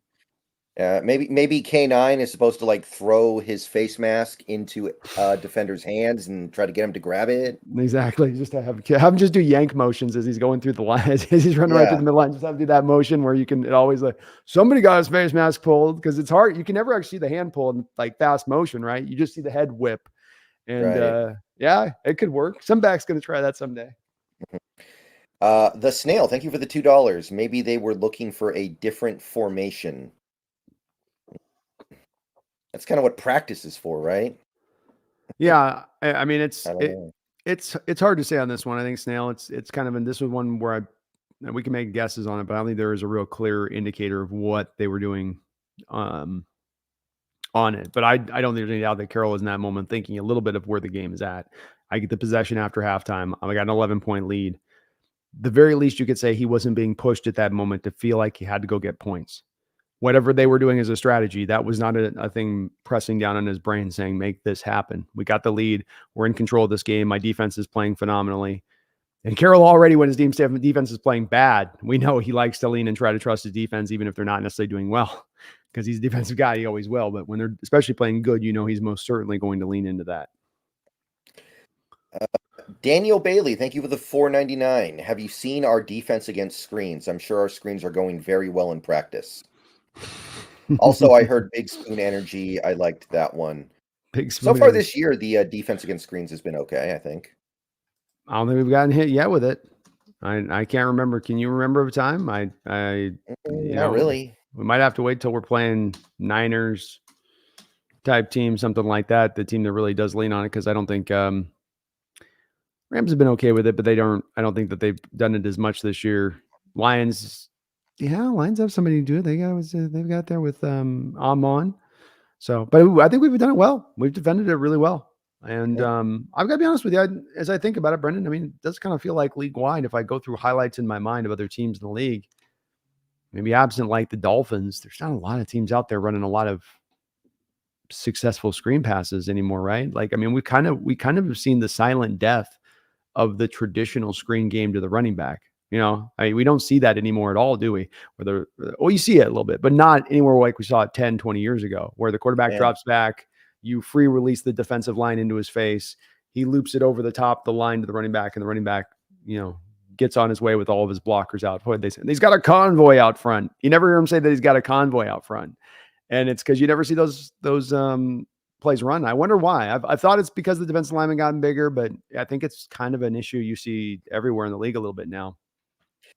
Yeah, the league's getting boring, right? We're getting rid of the deep balls. Most teams don't run deep ball offenses anymore that much, and getting rid of the screens. It's like when every single player to enter the NBA had the exact same jump shot in the last 10 years after, all the uniqueness is getting ironed out. Now soon every NFL offense is going to look the same. Well, yeah, and you could say a person that might be a pessimist would say this is the nature of what the analytics do to the sport, much in the way of they've done to baseball, where there are three outcomes: home run, strikeout, or walk. And that is in the approach of the plate that hitters take, and that you're seeing maybe something as kind of an equivalency being wrought out on the football field. Yeah, Big Spoon Energy. I don't know. It's kind of cribbing on Michael Penix's nickname, isn't it? We already have one of those, very similar, because he's got the Um, Big Penix energy thing going. well, and we also have it on the team already, because we got Big Dixon energy. Yeah, that too. And that's a better one, because that's more pure to the origins. I've added it Right. to the list though, Daniel. For $5, you get it added to the list. So it's in the kitty, it's in the hopper, and we'll definitely be voting on these nicknames. The Snail, thank you for the $5. No, like something from the prep for their defense. Some wrinkle they thought they could exploit that just wasn't there. Maybe. Is it, Maybe. so what's he saying? He's saying that maybe we were running those plays to we thought maybe there was something in their defense that we could get a big run on. Yes. Maybe. Yeah, absolutely. It's very simple on this one to understand why they were trying to run it as much now. You have Wink Martindale, who runs the heaviest blitz scheme in the entire National Football League by a wide margin. One of the number one ways to beat the blitz in the National Football League has traditionally, be it a bubble screen, a tunnel screen, or a traditional screen to a running back, is to attack with the screen game itself. The defensive line and the pass rushers trying to get up the field. You end up with 5, 6 pass rushers coming on the blitz in total. They're all getting up the field. You throw it up over their heads, and you've got nothing but green grass up ahead of you and a big play to be had. And so the Seahawks probably thought they were going to catch them at a couple points. And they did actually. The calls were on a few of those calls where I counted. They did a couple of those shots from the not an all 22 from, but the sky cam behind, where Waldron did catch them with the 6th and the 7th blitzers coming. The problem is they were just so wide on some of their rushes, like with the Thibodeau play, where Geno just doesn't have I can't get it. He's got to go to like the submarine pitcher move to try to get the ball in there, because there's no direct line of sight. We need that Kennedy magic bullet to get it completed. Yeah. I think that a lot of people were expecting JSN to have a big game this week because of all the blitzes. Me too. The issue kind of is JSN, we know he's built to beat zone defense, right? Mm-hmm. So when you play man on him, he's not the same guy because he doesn't have the speed to just get open. So I think that's part of it too. Like there were some plays where it seemed like they would man up on him and he just wasn't really getting open. So maybe the Giants are not a good team for that because they run a lot of man defense as well. So that's kind of how I felt coming out of this one. Certainly possible with it. Yeah. I think to the fact you had to still keep employing the 2 and the 3 tight end sets as you have, certainly does still then also, in addition to your point on that, remove snaps too, just off the top, than what he's gonna, I think, normally get when we get to the place of having our near full health offensive line out there. Wu-Tang Financial, thank you for the 4.99. Hitter spoon, all gas, no brakes. Hair on fire all game. Hawks do not lose in MetLife, and we never will book it. Well, if they can't get a competent teams over there in New York, we're not. Maybe we won't. Like both those teams, not looking too hot. That'd be awesome if, like, we're talking 30 years from now and it's like, and we're now 57-0 going into MetLife Stadium. Something odd's going on here, folks. But Yeah. Hitterspoon's on the list, man. Mm. Wu-Tang got him on the list, so he's added in there, and we'll definitely throw the poll to the people on this one eventually. See what you guys think with it. Let's see here. Voodoo Magic, thank you for the $1.99. Spoon-sized shredded yeet. Yeah, the Zoomers will go for that one too, actually. Probably, though, yeeting is sometimes, yeah, it can also have different meanings with the movie I'd be trying to establish with Mr. Spoon. Yeah.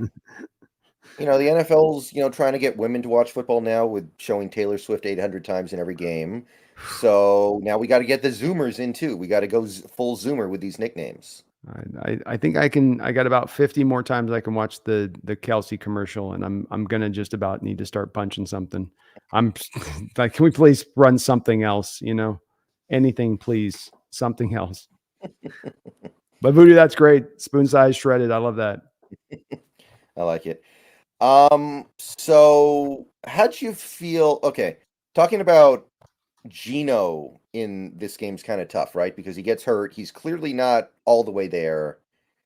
But trying to talk about Geno in this game, how would you go about it? I think that the play calling wasn't the best to help Geno out here, in my opinion. You mentioned, for instance, not necessarily getting as much help to the tackles. You weren't executing the offense with the screens, wasn't on him, just wasn't able to do it, even if the calls were the right calls in the moment.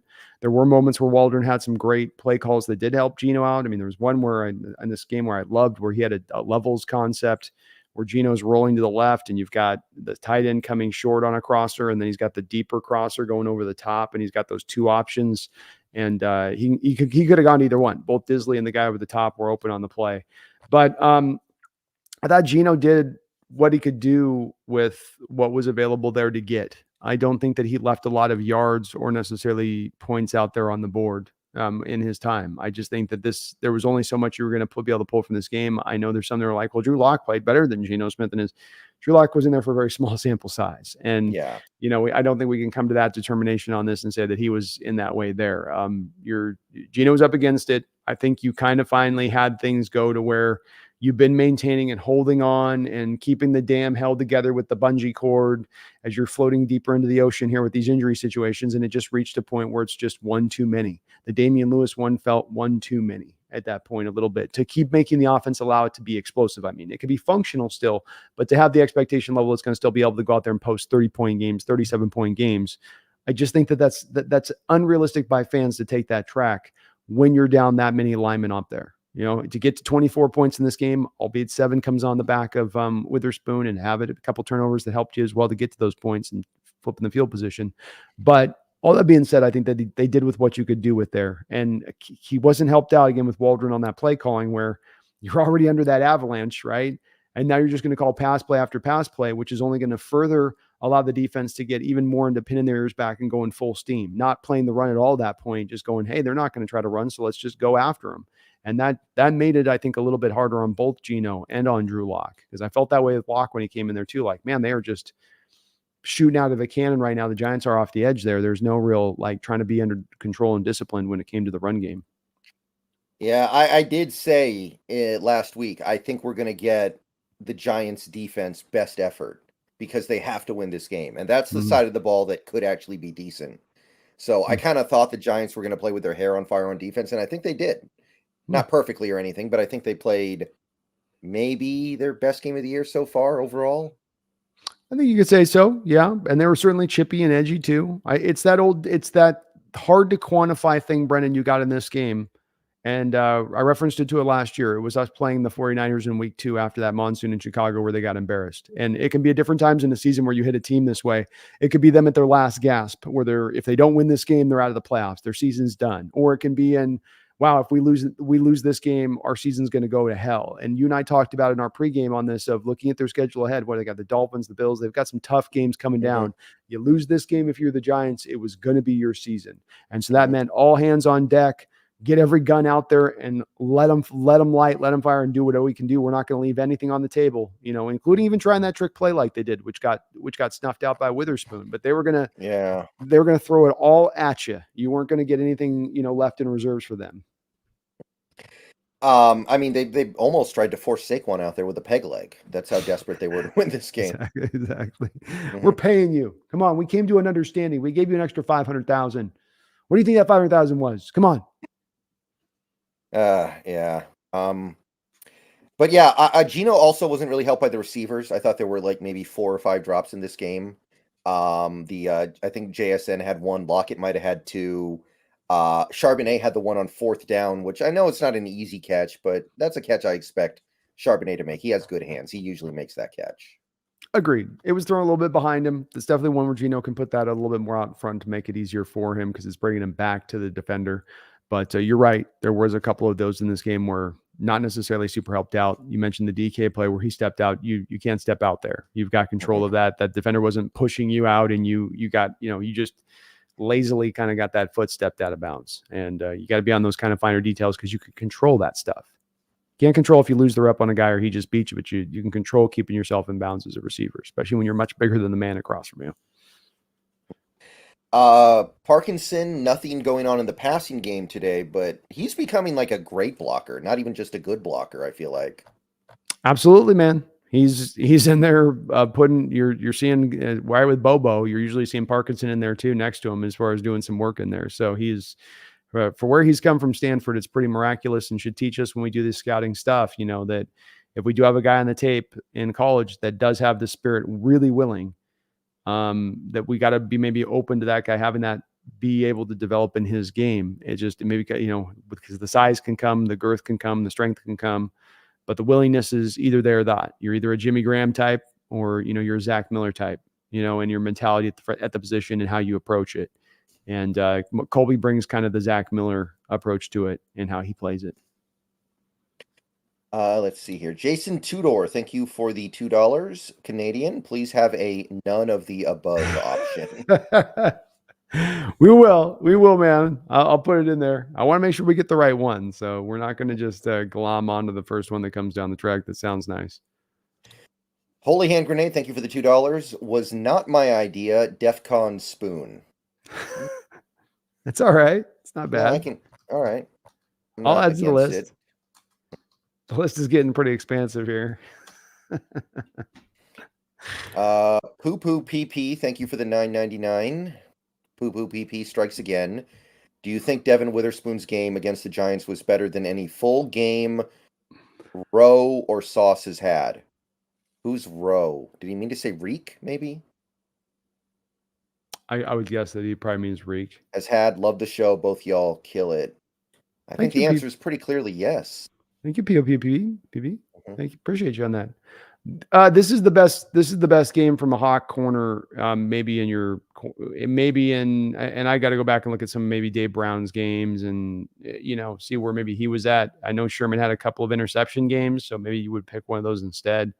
But when you consider, for my money, the tackling, the sacks, the interception, and a pick six to flip the field 97 yards in difference as they were about to knock on the door there and bring that game close and get all of us Hawk fans mighty nervous through the rest of that game if he doesn't make that pick.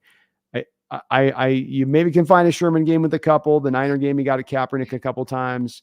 But the Witherspoon put this full, complete performance together where it wasn't just about picking off the ball. It wasn't just going back and taking back the pick. It wasn't just the tackle. It wasn't just the sacks. It's the hitting in addition to it. I think you really could make a strong argument that he played maybe the best game at the cornerback position in your history. It might be up there on the all-time list. Not like top 5 or nothing, but it's somewhere on that list if you were to make a list. Yeah, you don't see corners put this kind of game like that together, like in this way, and he's got the stat columns all the way across the board, tackle for loss, tackles. It's a tremendous game on his part, and this is why he was a top 5 pick. This is why the Lions were frothing at the mouth to get him after us, and then traded back just out of being pissed off. They traded back out of just malice and anger for the fact that we scooped him from him. Yeah. I think he's showing you, man. He's showing you why. But yeah, it was. I have to say, I think we got to hold it in that high of regard. Guys just don't have this kind of game. I think there was a game back, I want to say 7, 8 years ago, where D'Angelo Hall picked off Jay Cutler 4 times, if I recall correctly. That's got to be up there. I remember reading stories about Deion Sanders, like in Isaac Bruce's first year. He was like one-on-one with Deion Sanders for a game and held him to 0 catches.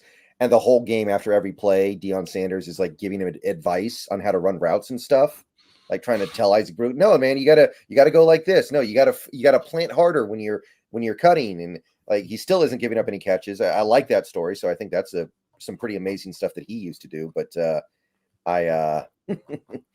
it's got to be on the list somewhere.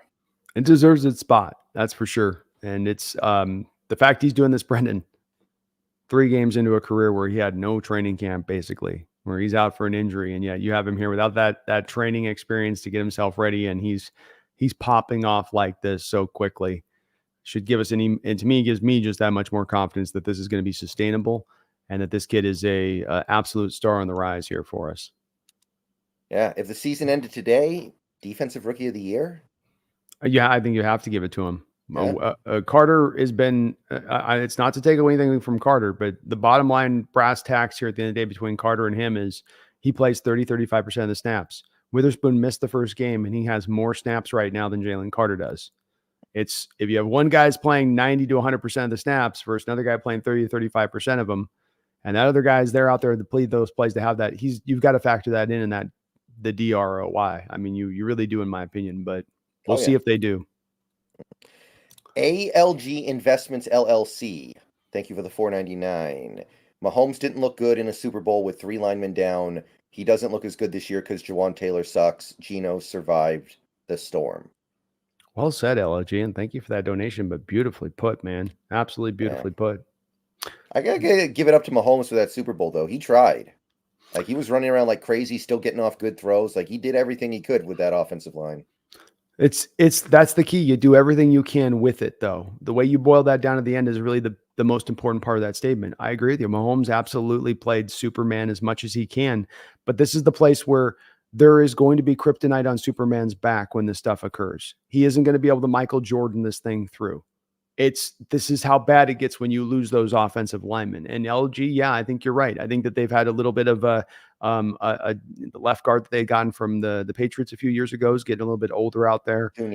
Tooney. You had Orlando Brown leave this offseason for the Bengals on the big contract extension, and so you're having to fill in over there. You're not as strong, but that's because they wanted to sign Orlando Brown. Orlando Brown just wanted to be paid Trent Williams money, and they couldn't afford that with the Mahomes contract on the books.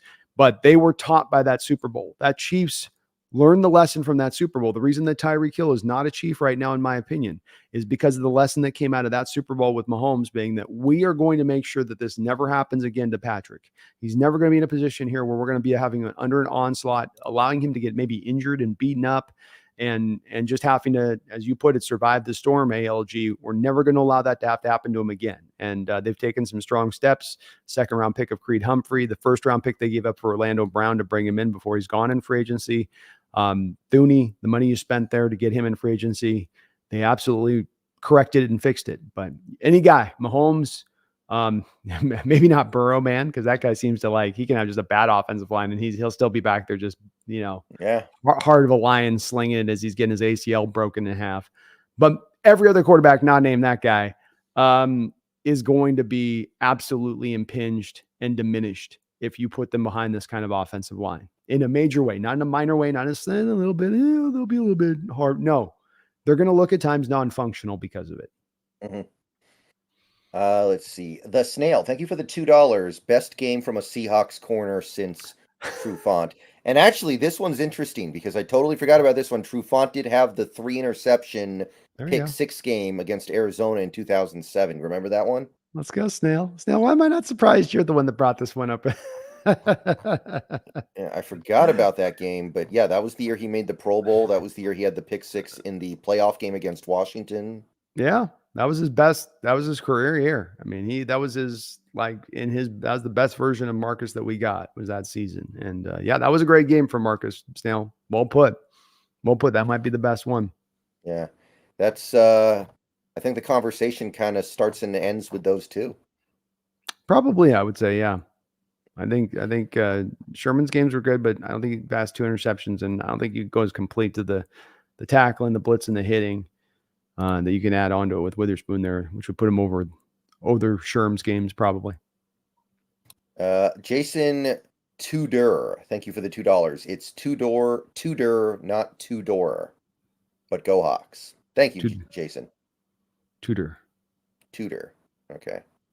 Tudor. All right. I'll probably be able to get that one. Thank you. Thank you, Jason. So anything else on offense to really talk about? Running backs both played good, I think. Maybe Walker danced a little bit on that 3rd and 2, but I thought he got pretty much everything there was to get. I think that they've shown you why they're 2nd-round backs this year, and this game was more of them showing you that. I think that they get what there is to get. Walker gets a little bit, I know, banged on for the dancing thing. I when I go back and tend to watch the tape on the All-22 this year so far, I haven't had a chance on this game yet, but when I tend to watch that end zone shot, which really does, it gives you the Madden-like clear view of what the back is seeing. You know, you're right behind the offensive line with a shot. You can see what he's looking at. I haven't had a lot of moments with Walker this year where I've seen spots where I'm saying, okay, he should be taking this hole here. He should be gone in here. Instead, he bounced out wide. His decision tends to be completely on point to take it wide or to leave initial hole. And I would even say that even if it occasionally is where he's going to make that bad decision by doing so, it to me is so worthwhile for the big plays that he brings on the other side of it. And it isn't like it's an epidemic of an issue for him. For instance, that big run he had at the end, the backbreaking run, Brendan was on that, Carroll special duo, where he loves to hit that power run right up over the B gap, where it's just, we're going to come right downhill at you. So, he did come downhill on that run. That's what allowed him to break it out in the open field. He's still showing, I think, the skill to make it happen. And Charbonnet was as well really, really good in this game for what there was to go out there and get. Yeah, I am wondering when Charbonnet is going to start picking up those short yardage carries because you would think he would be a little better at it than Walker. I don't get that. This is the part of the point of drafting Charbonnet is that you're not asking Walker to do that type of stuff. And if we get into 3rd and 1 and you run Charbonnet over the back of Anthony Bradford and they get a stop, okay, right? Mm-hmm. Like you go, hey, all right, well, we took our power back behind maybe our most powerful offensive lineman on this team and it didn't work. Okay. But if you're doing it with your light back, your finesse back, and you're trying to make it happen, that doesn't make as much sense. I'm with you on that. And this is where we come back to just some of the odd play calling from Walter in general. He's been strange at times this year down by the red zone with his affinity for throwing the ball at times rather than going to like a Charbonnet, which you would think you'd do more of would you have that kind of weapon to utilize down there. Yeah, I mean, we're not the only team that has that problem. Like the Bears this Sunday. I don't know if you saw. They had the 4th and 1 in the red zone. They're going for the first down to end the game. Effectively, the game's over if they get it. And they give the ball to, I think it's Montgomery, when they've got Roschon Johnson there on the bench. It's like, and you've got Justin Fields. Like, both those guys are running people over for that first down. Agreed. Yeah. I know the play you're talking about. Yeah. And how you don't put that in Justin Fields' hands at that time in the game, because it was a very keynote point of the game. And you're going to take the ball out of his hands to give it to I didn't. Yeah. That was a play I was going, what? What give it to Roschon or let Fields run with it. But like, I mean, that Denver head coach had one of the biggest dumbed down baby Huey moments that we've seen from a head coach in recent years in that whole. Oh, Eberflus. And that whole finish of the game, right? Like he was just the decision. I liked him too. I liked him too from Indy, but he's not good. I mean, just the not going for the field goal at home. I mean, that's the coaching book is easy on that one. That's not one you have to think through. The analytics don't better inform you on that decision to not go for the field goal. Like they're not saying, oh no, you go for the touchdown there. You gotta keep trying. Take the field goal, man. Make Denver prove they're going to drive up the field on you to go get the score there. And even if they do, they're only going to get a field goal and it goes to OT and you still have, I don't mind going for it there because I think he had no faith in his defense because they had been getting run over the whole second half by Denver. And he was like, we're definitely giving up a touchdown here, so I got to try to hold the ball longer. But the reason why I think it's okay to go for it on fourth down is that Justin Fields gets it like 99% of the time. The dude is probably weighs more than most of the linebackers on Denver's team. Like he's just gonna run them over. It's free yards. Like remember when early in Cam Newton's career when Ron Rivera never let him run the QB draw on 3rd and 1 and 4th and 1, and then one day he just started doing it, and Cam's success rate was like 20 for 20. Mm-hmm. It's like it's not that hard, dude. It's not that hard. No, I think that's definitely the better play call there. I just think that you do, yeah, okay, so the Denver offense goes down. There's not enough time there really for them to go down and score a touchdown there. The worst case scenario to you is that they go down and kick a field goal to tie you. And even then, it's not a guarantee they're getting the ball back for them to score because you might get the ball back first at half in overtime to have an opportunity just to take it right back at that point. And then you make the determination maybe at that time is on that drive to say, okay, on this drive, we're going 4 downs all the way. On this drive, we can't let Denver get the ball back. We got to go for the TD here and now and that. But I think you got to make Denver prove they can go up the field, especially this Denver offense, which while they might have had that second half, like you said, they've been a bad offense through the first part of this year. Prove to me that you can make this happen. Prove to me that you can, make this kind of go. Off topic, but I do want to ask you, mm-hmm. if you're Caleb Williams, the Bears get the number 1 pick. Are you going to that poverty franchise? No, you're going to do the Eli Manning move, and that's what that's what I think is going on with his father and Caleb right now with what they're setting with the threats of going back to college, taking the $10 million a year. I think it's a complete Eli Manning move they're setting the stage for. And there'll probably be some background agreement between whoever has the number 1 pick, be it the Bears or if it's another crappy number 1 pick team that's a franchise that can't get right and make stupid decisions at every turn. They'll say, you're going to trade this to that. And the team will, Brendan. I think the team will because the team that's trading up for Caleb, you ain't trading up for Eli Manning, right? Yeah, that's the key difference here. Like Eli Manning's a good prospect. He was even to be rated as the number 1 quarterback in that crop. But this is a different beast here in Caleb Williams. And so you're going to get your King ransom haul back. And if that's going to be the case, you're not going to be getting up into your feelings right about like, oh, we should be able to have him. And the history of the NFL backs this up, Brendan, because we have the Eli Manning trade, but then we also have the John Elway situation where John Elway pulled the same card. Did that end up with him being forced to the Colts or having forced to go to the New York Yankees and never pick up a football again? No, the trade gets consummated. You want to force this as a prospect. If you're willing to take the blowback for it, you can force this issue, and good for Caleb because he's not going to get any blowback for it. And why should you? If you're going to be a crappy run franchise and you're going to make stupid decisions and not look like you have a plan in place, and you're going to look like that for decades on end, then you can't blame these prospects that are now empowered more than ever to want to come out and have some control over that.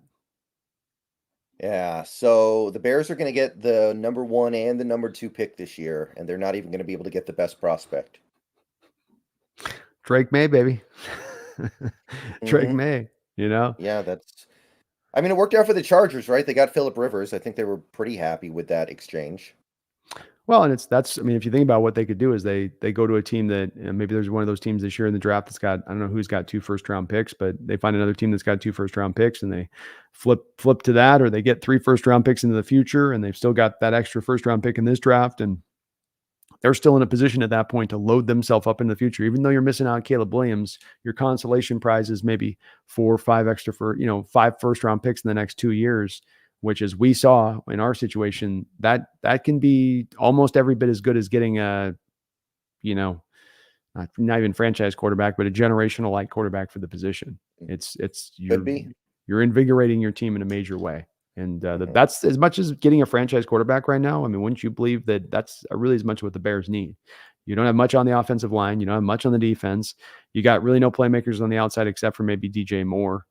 I mean, they're going to give away Chase Claypool for, I don't know if they can give him away at this point for even a 7th round pick. I was about to say. Yeah. So, and their running back, Roshan's nice, but he's a complimentary 2 back. He ain't going to be I don't think, a bell cow guy.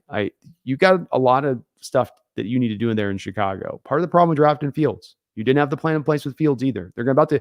This is the thing that stupid franchises do, is they keep making the same dumbass mistakes. You went and got Fields because you didn't think he was going to last that long in the draft. And so you jumped up 10 spots and went, let's go get a quarterback. Let's go get a quarterback. Well, wait, we don't have an offensive line. That doesn't matter. Go get the quarterback. But wait, we don't really have playmakers. That doesn't matter. Get the quarterback. Well, we don't really even have a running back. Montgomery's okay, but get him.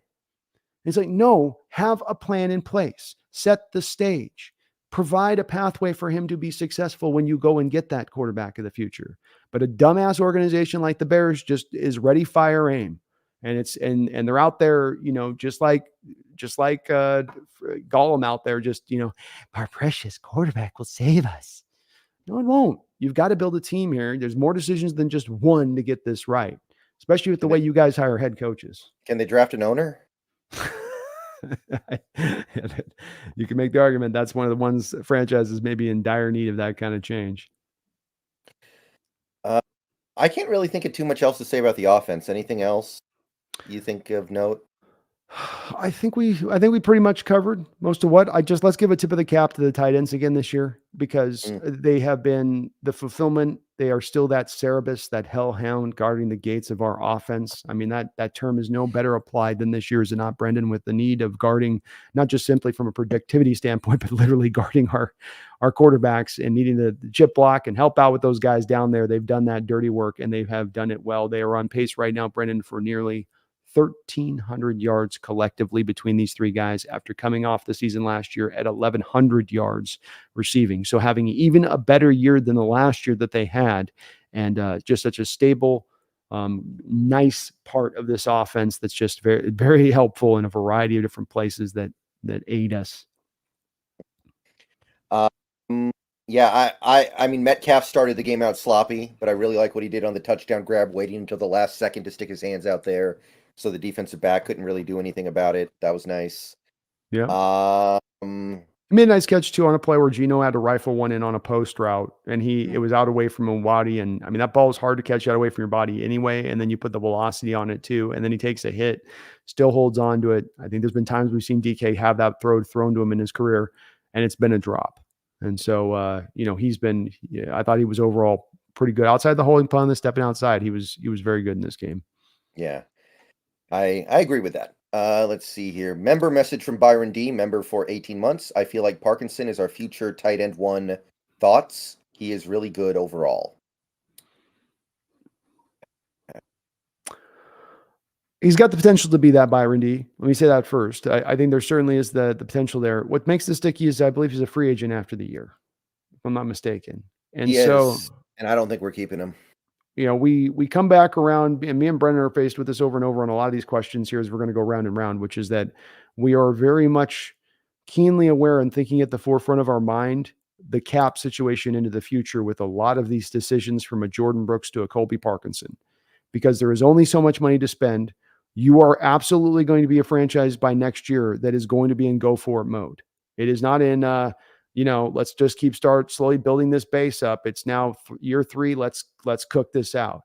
And I don't know if there's going to be the money to sign Parkinson to a Will Disley-like contract that you just signed Will to. Maybe. The other thing is that this looks like this is going to be a pretty good tight end class. And there might be some available options you can go out there and get in other places. I mean, hell, say nothing of a trade like a guy like a Kyle Pitts. Is he available on the market this offseason for something at a low end, as the Falcons seem to have no idea or understanding of how to use that guy at all? Well, he's not really a tight end, so let's start there. Well, H-back, because you're going to lose after this. You lose Noah Fant, so you're going to need another H-back in there. And I think the Pitts can work in as an H-back type. I think you're going to flex him out of times as a receiver too, but I think he can do a bit of both. And I'm not saying I'm to make a run at him, but I'm just saying that there's some other options here too available to us outside of having to necessarily sign the tight end to another contract on an extension. Yeah, I speculated in a video I made last week that Fant's going to get 16 to 17 million a year from somebody. Ooh. And Parkinson's going to get like 8, and I don't think we're going to be able to match it.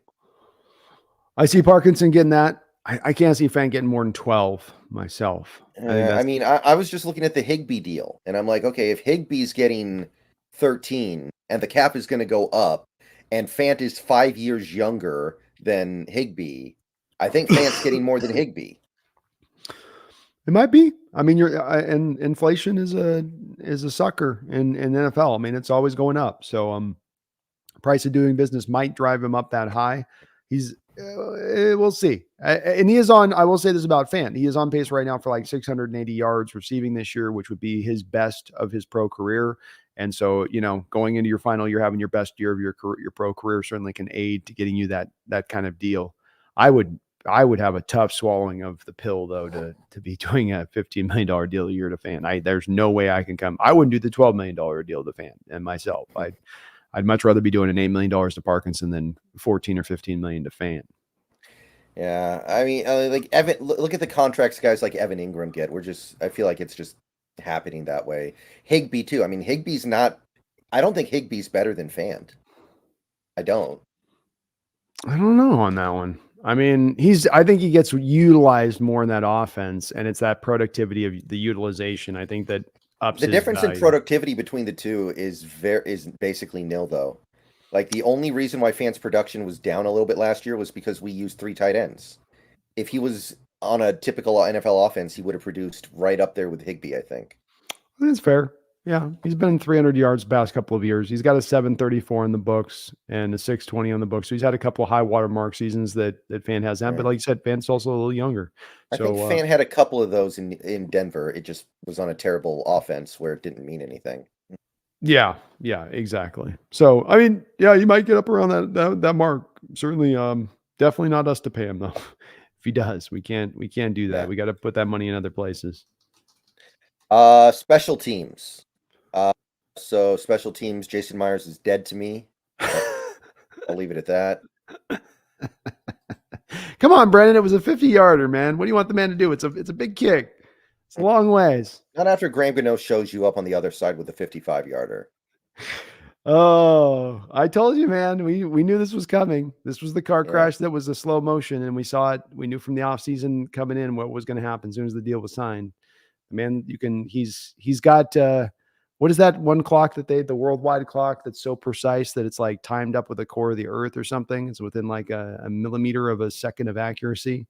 He's like that on his kicking consistency, just in his inconsistency of consistency. Right. Not dead to me, though, is Michael Dixon. Another phenomenal game from him. My God, if a man can be on a Hall of Fame trajectory as a punter, which you can't unless your name's Ray Guy, he's on it. And he's maybe having his best year of his career right now. Brendan, we're leading the league in punting yards, in average, 5 punts inside the 20-yard line. Full meal deal kicker. He gives you everything that you want from the position: hang time, directional, punting. I love what he did in this game, Brendan, where he punted it. And he did that thing that people have done to DJ Dallas, where he sees the punt returners too deep. And so he kicks it in front of him and gets that roll factor going. I mean, he had one that rolled to the 2-yard line that just came to a stop. When the guys, he's had so many of these plays where these guys can't stay in bounds. He was like, F it, I'm just going to drop it right down there and stop it right at the 2 on my own. But then even the one where he got bashed, he got hit on that one where that usually happens to a punter and it's a 30-yard kick. He still got that sucker 45 yards out, even when he got kind of nailed there right after the kick. And Dixon's awesome, man. DJ Dallas, speaking of which, good game by him. He had a good kick return and a really good punt return, actually. It's scary, but he's getting it done. He is getting it done, and it'll be interesting to see what this team chooses to do with the punt return situation once an Eskridge comes back, if they're looking, or even a McIntosh eventually, as he is playing well at that. We got to give him props, too, for not taking the bait there at the end of half where the Giants players tried to knock him on that when the ball's dribbling around, and he kind of the Giant player, that was the Giants being kind of chippy in this game, it felt like instigate some stuff to get us to get outside of playing ourselves. And DJ stayed even keel, went over the sideline. They congratulated him for doing it, but also good on his part keeping his head there, as the team did throughout. Yeah, Giants special teams unit, though, that's a problem we have not had here in Seattle for some time. A terrible special teams unit. When you don't take it seriously, I know they got Graham Gano, who is a good kicker, but when you don't take it seriously across the board in a real meaningful fashion, like Carroll does, and we see him take it super seriously, maybe too much at times with like Nick Bellore signings and Jason Myers at $5 billion a year.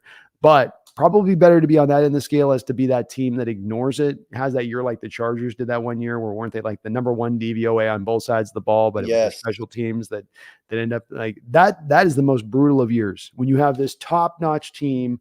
Oh, you're loaded for bear. We're going to the Super Bowl. It's just a matter of whether we're going to win it or not.